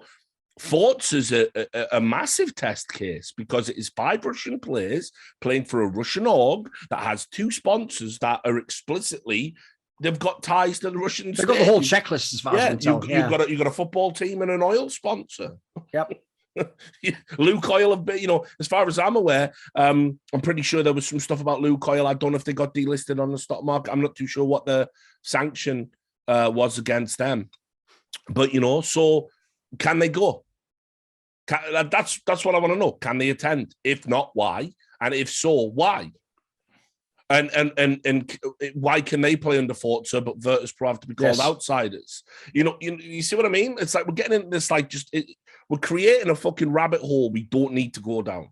And it's just capricious if you don't apply the rules evenly. It's why it's why if people don't get it, I'm obviously not on the fucking side of the people doing the evil shit, right? I will always, when I think there is a bullshit argument made, point out it is a bullshit argument. So, like, for example, it's why I keep doing that joke. Like, people wonder, like, why do you keep going on about the Yemen thing with the ESL? Because it is the ultimate example. It's a mirror held up against their hypocrisy. Every time, by the way, they make a broad statement about other things, someone from PR should be able to be asked a question like, and what about the status in Yemen? Like, you should actually be able to ask that. So if people don't get it right, I even do that joke where I try to show ESL how fucked their logic is, since there isn't a hard set of rules. So my joke goes, since obviously most of us, if we looked into it, would probably decry what's going on in Yemen and Saudi Arabia's involvement and the fact that they own through the Savvy Media Group and the fucking investment fund ESL. Mate. Well, essentially, my joke goes like this. I'm fine with ESL in the interim holding tournaments. They just can't call themselves ESL or use any of their sponsors. Yes, and when exactly. I say that, people don't get it. My point is, what would the point in doing the tournament be? But that is what we're doing to these teams. So again, like, think about this. If you're VP now, you're sat there like, so because I'm just too good at CS, I get all my shit taken away. But then because they're not good enough, they don't get there. Like, that is not justice. That is not justice by any metric. Pick one side that you're going to do, apply the rules consistently to everyone, by the way, a minnow, a giant, it doesn't matter. They have to be applied. And so the reason why I brought that up, by the way, is because I knew that would be where they'd lose their fucking balls, mate. It's when you have to take everything from a tiny team that has nothing, when all they had is that sponsor, etc. And if you take that, they won't be bought by a Western team. They just won't exist in CS anymore. I feel like they've realized those could be the ones where people like push back or something. So they've already punished the big teams, as far as I can tell. This is bullshit. Well, I mean, go look as well on like even HLTV. There's no Gambit anymore. There's no outsiders anymore. But all the other Russian teams, the Forzas, and like go look at the logos. They've changed the names. It's like yes, okay. You know what I mean? Now, just as a quick sidebar, by the way, because you brought up ESL and there was a comment actually on one of my YouTube videos, because I did a video about this recently. I know you retweeted it, where basically it was like, why is it only esports journalists that are talking about the humanitarian crisis in Yemen? Yeah, I know. Why? It's fucking sick. What a sick planet. I know. But anyway, so I know you must have seen the article. But it was Savvy, the Savvy Gaming Group, Brian Ward, did an interview with Kevin Hitt over on the Esports Observer. By the way, I low-key loved this because he did like a full Nihon where they say the quiet part out loud. And he essentially just was sort of like, they didn't say sort of like, yeah, we don't like the fact that we're connected. They just sort of were like, man, it's like the Riot Neon deal. If people don't know with LEC, they just essentially were sort of like, wish we hadn't told you that this was the case. Like, what the fuck? That can't be the fucking opening line or whatever. So you can go watch this video. I do like a 40-minute breakdown. I did it live on stream. This cunt, by the way, looks like he's just fresh out of the Sopranos. It's mental, mate. It's so mental. I thought that was like a joke when I saw that image. Full fucking Paulie Walnut. Because if people don't know as well, that was always the guy in that show who was always like explaining shit and that. Like, the fucking, like, oh, it's ridiculous. How could that be the head guy? So listen, we're not at all like a criminal or like corrupt. Now here's Big Pussy. Yeah, exactly. Now I see you. Big Pussy Bump and Sarah. And our ambassador, Joe Pesci. But anyway, so what he did was in this interview, he said, and this is what's mad, right? Obviously, the issues in esports with a Saudi-owned entity are not just the NEOM issue where they're literally using private police forces to steal land away from natives that have a literal historical claim to that land so they can build a futuristic city for West. Well, the most dystopian fucking premise you could set up, yeah. Right? It's not just that. It's not just that Saudi Arabia, the state, has ties to Wahhabist groups all around the world that do terrible things. It's not just about journalists being killed. The list keeps going. Keep going. Yeah. It's not just that their laws domestically are certainly, to put it politely, not favorable towards the LGBTQ community. It's all of these things combined. They got the whole bingo card. They got the whole bingo card of people you're not allowed to work with. It's all of these things combined in a space where we reject all of those things. We reject tyrants that, killing journalists and suppressing free speech. We reject medieval laws that will kill people for being apostates. We reject. Dude, I think that's the most slept on one because listen, it's very easy to bring up the anti-LGBT, all that, etc. If people just understood, we're talking about a country where you can have like serious, strong punishment for just expressing that you don't believe in their God. That's so when people tell you no, but foreign they can drive now. Yeah, they can't just say out of the window, I don't believe in God though, by the way. That's like fucking prison probably. I'd imagine they get lashings for shit like that. Yeah. This is no joke. There's been an ongoing human rights case that Amnesty International have been directly involved with, and I'm signed up to all that shit, so I read about it. But they had a guy out there like where again for being an apostate and blogging about it. And blogging about, losing his faith essentially with Islam. They sentenced him to an amount of lashes that would kill him if he ever had to have them sequentially. And so what they've done is, he's been in jail and they've been trying to mete out the lashes in a way that will enable him to receive the lashes without dying. And when you're even calculating that in your brain, maybe you're a bit fucked up at that. I know. You know what I mean? It's horrific, man. So anyway, so the point is, like, in esports, we obviously reject all of these things, and we want it to be an inclusive and diverse space, and we want it to be in line with the collective values on which esports was essentially supposed to be the most universalist sport, really, isn't it? Yeah, exactly. Digital spaces and different backgrounds, different locales. Now, unfortunately, that's just non-compatible with the current state of Saudi Arabia. So anyway, this guy, Brian Ward from the Savvy Gaming Group, he doesn't talk about LGBTQ stuff. He doesn't talk about it. He literally went on some tangent going, I have raised 2 strong daughters and I wouldn't work with an entity, right? And so you do. Yeah. Just he goes, I wouldn't work with an entity that would oppress them. And it's you absolutely do, unfortunately. But anyway, so in the interview, he literally doesn't address any of the stuff about LGBTQ, but it's brilliant because he goes, people think we are beholden to that people think we are beholden to the Saudi Arabian state. That's absolutely not true. They say we are a commercial entity and we operate like any other company with shareholders. And then he goes, we do only have one shareholder. Let me see, who could it be? Let me think. It's the Saudi Arabian state. And if you take any money from the Public Investment Fund, part of an agreement is that the Saudi Crown Prince Mohammed bin Salman has to be on the board. It's like you couldn't be more of the Saudi it's mad, state. Isn't it? Like, they are your only, they're the only people you are beholden to. By the way, there's even an angle I want to spin to people, because here's what they're not getting about this. These guys aren't stupid, by the way. This is intended, as in, if esports was, if this was like the NFL, Richard, right? What you'd actually do is you'd buy it through a series of shell companies and other operatives, and you'd own it because you want it as a business and you want to make money from it and you want to benefit, right? Because you don't make money from esports, the reason they want to directly connect this to the fucking Crown Prince guy is because it's sports washing. It is intended that you have to now in your brain think, well, if I sort of like ESL, I guess on some level I sort of like this guy's shit. You cannot help but make that association. That is the intended feature of this. I know, like we're talking about, they know that like the backlash isn't what they wanted, but this is expressly the purpose of the project. So that's why, if you notice, I even tried to like roast Mick a little bit where he was saying the same shit. Like, don't worry, they won't be involved. We are independent. It's like, no, that's only until they decide you're not, mate. And also, I know you tweeted this the other day. There's also a separate article where that Prince guy actually says himself that he's directly involved with all, so he's going to be like hands-on or some shit. So here's the thing as well. Pretend it's just business as usual. I've talked about this a lot because, you know, I do read up on geopolitics and you know, Crown Prince Mohammed bin Salman is considered a moderate. He's considered too moderate by a lot of the hardline clerics, and they don't like the direction he's pulling Saudi Arabia into. They don't like women voting. They don't like women driving. They consider it haram as fuck. You know, the next level up from haram. They don't like it, and he wants to create a Saudi in his view where it's essentially, and by the way, he considers this a good thing as far as I can tell, where it's totally fine for Westerners to come over and be haram and spend their money.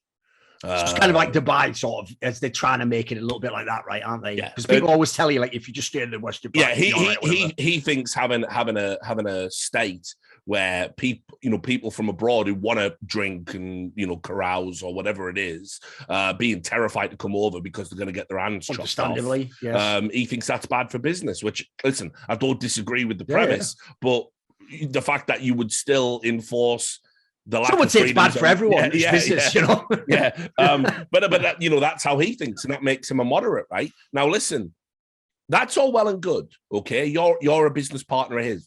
He's a moderate. He will not tolerate, say, a gay person goes to work in an esports event and they get arrested and it creates an international incident. Obviously, he's going to intervene and make sure that stops. He would hate the optics of it all. What happens if he dies? It's a great point. You know. Yeah, you're still taking money from the Saudi Arabian Public Investment Fund. The chairman of the board will be the next person in line. And what if they're a hardliner? Because I'll tell you, they're not all moderates in that family. So what happens then? And as far as I know, if people like from the little I've looked into that specific region, they still run like Game of Thrones style shit where it's exactly like if you remember, it used to be like this in England back in the day. What you do is the other powerful elites pick when they don't when it's like this so in England it used to be based on religion. If you're a Protestant and the Catholic person's the one on the seat, you just support a counterclaim and you have like a whatever you fucking call it, like a revolution sort of. You have like someone displace and dethrone the current person and you replace them with your guy. As far as I know, that's also how they run in this area. Like the same sort of shit. The people with the hardliners, they have their group and they're trying to either actively displace you in the normal world or have you killed. So yeah, the problem with this is that's the part that I feel has been really lazily messaged on purpose. They made it sound like everything in Saudi Arabia is like this fight. It's like us 20 years ago or something. We're almost there, guys. But as you say, if anything, this one guy is like single-handedly holding back he's the dam himself. And if he goes, the dam's just broken, maybe. And God knows what that would actually mean for some of the people who compete in like ESL tournaments, etc. Yeah, I mean, it's like I say, it's like I used to love the idea, by the way, back in the day when I was young and idealistic, and people, I probably said this myself, Duncan. I used to love the idea that the purity of the Western value of freedom, or whatever I don't even know what the fuck we used to label it back then, whatever patronizing, condescending, imperialist, exceptionalist, Western pig nonsense used to come out of our mouths back then. But I used to like the argument that by doing business with like despots around the world and showing them the values of freedom and giving your populace more freedom, they'll adopt our values and they'll treat their people like that. Never works historically. Never made a single bit of fucking difference ever. All that happens is we get hooked on their money teat, and then we start carrying water for their terrible regimes and making excuses for their terrible regimes. And by the way, it was a flawed premise to begin with, because if you think there was ever such a thing as like Western freedom, you're out of your foot. It's just oppression of a different kind. It's just a different flavor. All you need to do is look at China as the obvious example. What happens is this: the West is allowed to do all the song and dance about the diversity and the inclusion until the second it interferes with the plans of China, and then they have to stop and apologize. That is what they do and will do every single time. Like, if people don't know, right now in League of Legends, they're about to make everyone artificially play on ping because China can't go to MSI and they're just going to have to play on the internet. So like everyone else in the whole tournament has to be Harrison Bergerand and have their legs chopped off so that a dwarf doesn't feel like he's short. That's the world we're in. And that's like, I agree with you, Richard. If you look at right now, especially because the deals are done for all the fucking, like, you notice these are like, if people don't know, the whole reason they're dealing with these people, they're incredibly rich oil fucking people, obviously from that region. The joke is, you're right, in the short term it sounds like, oh, we're making them import Western values. No, they import just enough to let the PR part work, and then it's the other way around. It's like you say, they just get to impose things on you, and now every time you have to think, how much do I compromise, because they are paying all that money, and eventually it'll be the other way around. Like, the joke will be, you even just described the perfect scenario. If what all the people who hope this can be a positive was true, what would happen is this, Richard: we would have Worlds there, or an IM type tournament, a massive final, and they would actually start to make real social progress because of the tournament. Like, at that tournament, you'd be allowed to attend at certain things. Maybe you'd be allowed to have alcohol. So instead, it'll be the other way around. You described it perfectly. What will happen is there will be a bullshit version of Saudi Arabia where a Western guy who is gay, let's say a Western woman who is lesbian, can attend and be and be apostate. She can attend with all these things and play in the tournament. The problem will be, if you're a local guy, you can't do any of that stuff. You can't do any of it. And if you're cool with that, by the way, that's the opposite of what you'd want. That's not imposing your values. That's just agreeing. You just pay me enough and I'll turn a blind eye. That's fucked. Yeah, you can't be part of that. It doesn't further the plight of people. You know, as I've said many times, the thing that always pisses me off about these American corporations is they'll sermonize to an audience where everyone agrees. Yes. You know, yeah, we're all for gay rights. We agree. We all agree. Yeah, we're all for trans rights. We agree. And then when it comes to the Chinese broadcast, they quietly take away all the rainbow flags. They won't let people wear a rainbow pin. I even thought the Korean one was wild, dude, because Korea isn't even a giant power like fucking China. They still did it for Korea. Yeah, exactly. Because they did not want to culturally offend them if people don't get it.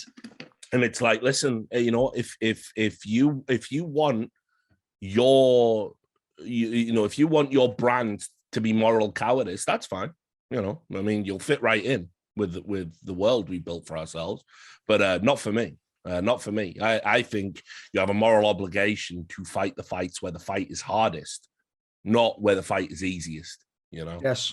So I even think another angle that kills me, dude, because people never put 2 and 2 together, is at the beginning of 2020, when they took those teams' EPL slots, what was the justification? We had to do it. Our business is dying. We're hemorrhaging money. And this is the only way we can make a big product. We just got a Billy, so you're probably giving all those slots back. No, none of it, of course. Never is. Well, I mean, there's no one to give them back to now. That's the problem. They're all dead. Yeah, all the teams are dead, yeah. You know, so, yeah, I mean, look, at the end of the day, I mean, like, you know, the fact that ESL are going to get a pass on all of this and it's just going to be largely forgotten. Not me. I mean, like, listen, probably after the major, I'm gonna ramp it up. First thing that has to go, you absolutely must get rid of that United States Air Force sponsorship. Oh, absolutely. That has to go. That's fucking, that should have been done already.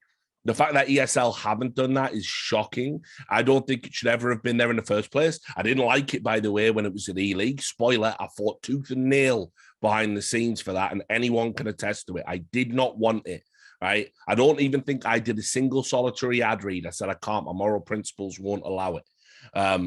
So you can go check that out, because I was aghast. I don't want that anywhere near what we're doing. It's antithetical. I even realized this the other day. I never thought of it from this angle. It's even more fucked if you think about it. Think of the current circumstances of what we are doing to even people, by the way, who just haven't expressly denounced the leader of Russia. Not even people who are part of the war, but you could actually, I'm being very careful how I phrase this, but think about what I'm referring to here. You could have actually fought in an illegal war for you or from our country, UK or USA. You could have fought in Afghanistan or Iraq. You could have killed people in that war, and you can work or play in the tournament. That's cool. No problem. No problem. No questions asked. It was an illegal war. Totally again. By the way, this is why, again, I say recognized by the UN as an illegal war. This is why I hate the people, like I say, who spawned 5 seconds ago. Because the joke is, like, it's the same reason we bring up this topic. You're applying it to the one really big example now, not realizing there's a whole bunch of other examples that logically have to be applied to. Like, you have to, like, if illegal wars are the problem, we can't be part of a country that's doing illegal wars. And then I'll even add this in as well. You are aware the current standard everyone holds, which is unless you expressly come out against the leader. In fact, if you look at sanctions, it's more than that. You must overthrow the leader because you are of voting age. That means we're all complicit in those illegal wars. You didn't think that one through, did you, boys? You idiots. That was the one defense we had, is I didn't elect that guy. Yeah. I didn't take part. I even said no. Like, in this scenario, that wouldn't even be enough. We've created a double standard. That the stupidest part of it is, just like with the Savvy Gaming Group, we're going to punish a whole group of people to the nth degree, and then the ones that are just the ones who have the money are on the right side, they will get zero will happen to them. They won't even get like a slap on the, they'll get nothing. It will never be addressed that China or the USA or UK have ever done anything wrong, ever. Nope. But we will moralize to the rest of the world, even from the UK and USA. That is mental to me. Yeah, it's where esports is at as well. Because here's the reason I'm pissed off, Richard, is because there's a world in which if I really thought the second Savvy bought ESL, everyone would just shut the fuck up moralizing. I could almost accept that. I can't accept that they own the company, but I could almost accept at least you're going to be, I know that they won't. And I know that any minute now, mate, I'm just waiting for the particular month. They are going to flex that flag. They are going to pretend again they can moralize. They're going to get on their soapbox, even as they are owned by people dropping bombs. Wild. I can't handle it, mate. Mentally, somehow like the rest of it was enough in that, like those wars, that's just so many decades ago. I'm far enough away. The fact it's going on now, that's the part I can't handle. It's like people aren't just hypocrites; they're like egregiously so. Yeah. It's like the real flex is not the hypocrisy; it's that we're hypocrites. What the fuck are you going to do about it? Yeah. I'll just so it doesn't end on a downer, because I know a lot of our podcasts have done that lately. I'm gonna bring it back. The reason we went down this rabbit hole is I don't think the reason why it was important for me, for outsiders to get to this major, is I think this is their last run. Yes. I genuinely think you will not see this 5 play together moving forward. Yep. There's a lot of, as far as I can tell, I think Yakinda wants out, and he would also just be the most eligible player, like I say, that you could sign right now. Like every team, low-key wants a mega impact entry player who speaks English. Like this is like the scenario I said with Device when he could have gone anywhere he wanted. Like, mate, I'm no joke. I feel like it would be a bidding war in the top 10. Like everyone who doesn't win this major will just go fucking ham trying to get this player, rightfully so. Yeah, I listen. This might sound a bit weird. I think you could even make an argument like maybe it's a bit too much. Maybe it's over egging the pudding a bit. I don't know. But I mean, out of all, like, listen, love Jax, love G2.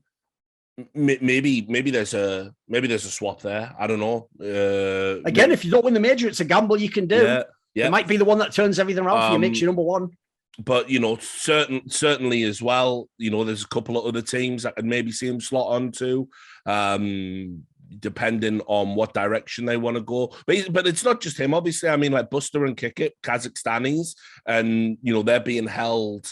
They're being treated like they are Russians. They're being treated like they're Russians and involved in this conflict in Ukraine. Which is also mad, because if people don't know, there was actually, I think, like an attempted coup in Kazakhstan recently. There was some sort of like mad civil unrest that was going on. Like, right, it was like a 2 months ago. A lot of people thought, this is where the whole thing about, Putin's trying to create the Soviet Union again was sort of coming from, because obviously Belarus are all in, and what's going on in Kazakhstan, are they? Yes. So it's a crazy time, but it's imperative in crazy times you keep your head, and try and be as level-headed as possible. And by the way, I've always said this on this show and all of the shows, when you look like location in the world and sort of like background to have success in esports, Kazakhstan is one of the craziest overperformers in the history of esports. Absolutely. Like just in Counterstrike alone, how many bloody players do they produce? And you notice, by the way, they all have a fucking great mindset where they put in the years and effort and grinding and go. Like that's the reason why it's so sad to me they're bundled up with all this shit, because that's a region where if you had one player make it in a Pro CS, you'd be like, wow, what? They're going from that country. They've had whole teams, whole cores make it through. Right now, this core is like one of the best in the world. They were in the major final a couple of years ago. Like, I think it would be so sad if they get just cut off just because they're tangentially connected with that as well, and sort of trapped within the landmass, I guess, So look, we'll end talking about that, the RMR A, the European RMR A, by talking about Eternal Fire. They're the big upset story. They're the big underdog story. They're the feel-good story. And it's kind of interesting because, as you know, out there in the wilderness, when this team first got assembled, and this, by the way, this isn't even the original lineup when it was announced. When this team first got assembled, we were talking, I said, I think it had upset potential. Totally wrong. They were absolute shit. They lost all their games. People weren't performing, but somehow, they have found. I say somehow. I mean, it is largely down to the fact that you've got Woxic and Xantares both playing well at the same time on a roster together in something that has rarely happened in Turkish. CS. And what's also interesting is obviously Woxic is now the IGL of this team. He again, in one of the interviews, he was saying this is like the most important project he's been a part of, because he's the leader now, and he realizes that's so wild. Because if people don't know, he is like, if I had to pick, like based on stories I know, like bottom 5 people who should ever become an IGL, he'd be in that list immediately. Oh, totally, yeah.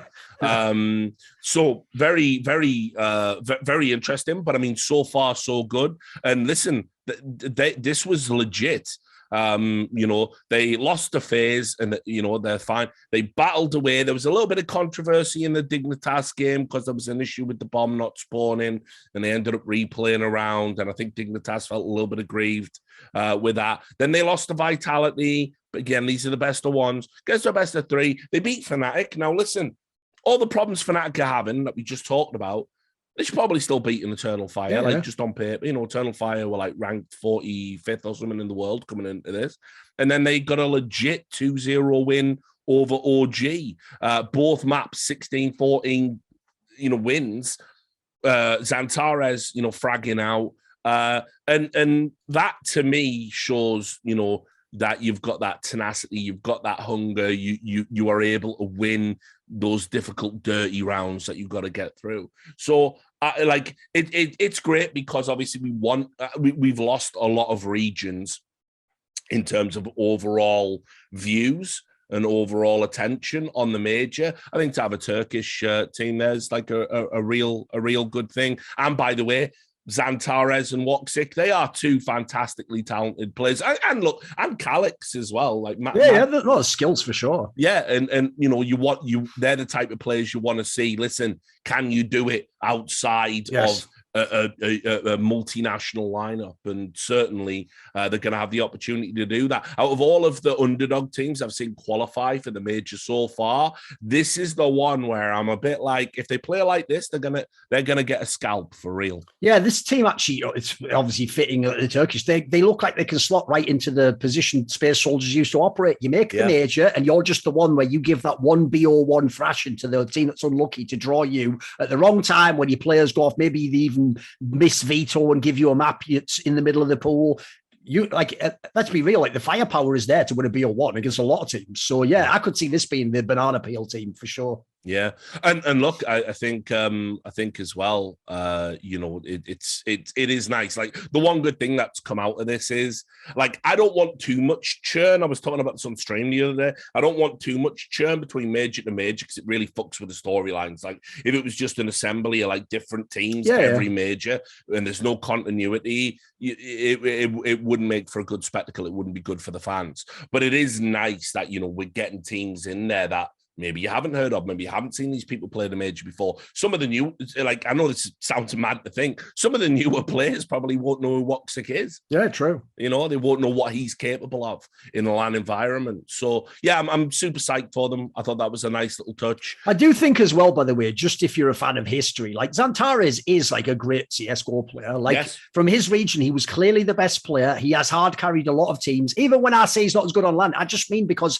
like online, he's one of the best players to ever play. Like he's fucking ridiculous. So he's still a good player even on LAN. So to me, like, I think that's still a cool angle. Like it's not a pure underdog team. Like he has been a great player just on lesser squads. So to me, he's just like some fucking like, to me, he's a bit like when you have like Matthew Letitia just plays for fucking Southampton his whole career, you know, like you could have gone to bigger teams. Fair play, you stayed there though. We'll try and watch you like one man carry the team if you can. Yeah, and look, you know, all you need to know about Zantares is if you have anything in the game named after you that pros regularly use, the Zantares peak, then, you know, you're doing something right. So yeah, it's interesting because Big obviously finished second, his old stomping ground, and you know, we've talked about how they never really replaced him.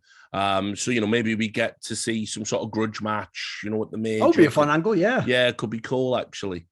So there it is. That's probably the end of the show because we're not going to do viewer questions, Patreon questions. Obviously, Sam's not here. So we'll wrap it up there. We'll put a pin in it. We're going to try and do another one of these a little bit quicker. I don't know if it'll be in time for, so even though I've built it up that this might be the last episode on the YouTube channel, it might be one more after that, depending, because I'm still waiting on the new titles getting made and stuff. But anyway, all that remains to be said, obviously, is, oh shit, I don't even have the list of the patrons' names. Will they forgive me if I don't read them out? Whatever. Just get Sam to give you an edit. Sam, edit last week's read on the end. And I'll be wearing a different t-shirt, different haircut. No one will notice, guys. And of course, our patrons, $100 patrons, Carv, Kafal, Cred, Jerky's Minion, Marcus Kumpar, Michael Hewitt, Tobias Bernasconi, Will the Weed Wrangler, and our $50 patrons, Adam Ox, Alex C, Rama, Benakagi, Bren, BP420, Canapacito, CMAC1991, Echo, Fursock, Gurnkaya, Detlef Insomniac, Miss Alcoholic, Nolan, Reykjavik on Steam, Sardsawar, Satan, Shine, SLNXC, The Bitcoin Cash Podcast, Tim Frost, Lonnie, TRL, Watchdoge, Zumba and Zarathenia. And of course, shout out to all the sponsors as well. NordVPN.com, go to nordvpn.com/RLS, EliteJewels.gg, go and support them. They're a new sponsor on the channel, be doing some cool stuff with them. And of course, our betting sponsor, Midnight.com, go to them, sign up with the code RLewis, and if you deposit £20, then we'll match that £20. And obviously, lots of esports events to bet on at the moment, including the RMRs, which are still ongoing at the time of recording this. So thanks a lot, guys. It's been a blast. We'll see you next week. And until then, take care of yourselves.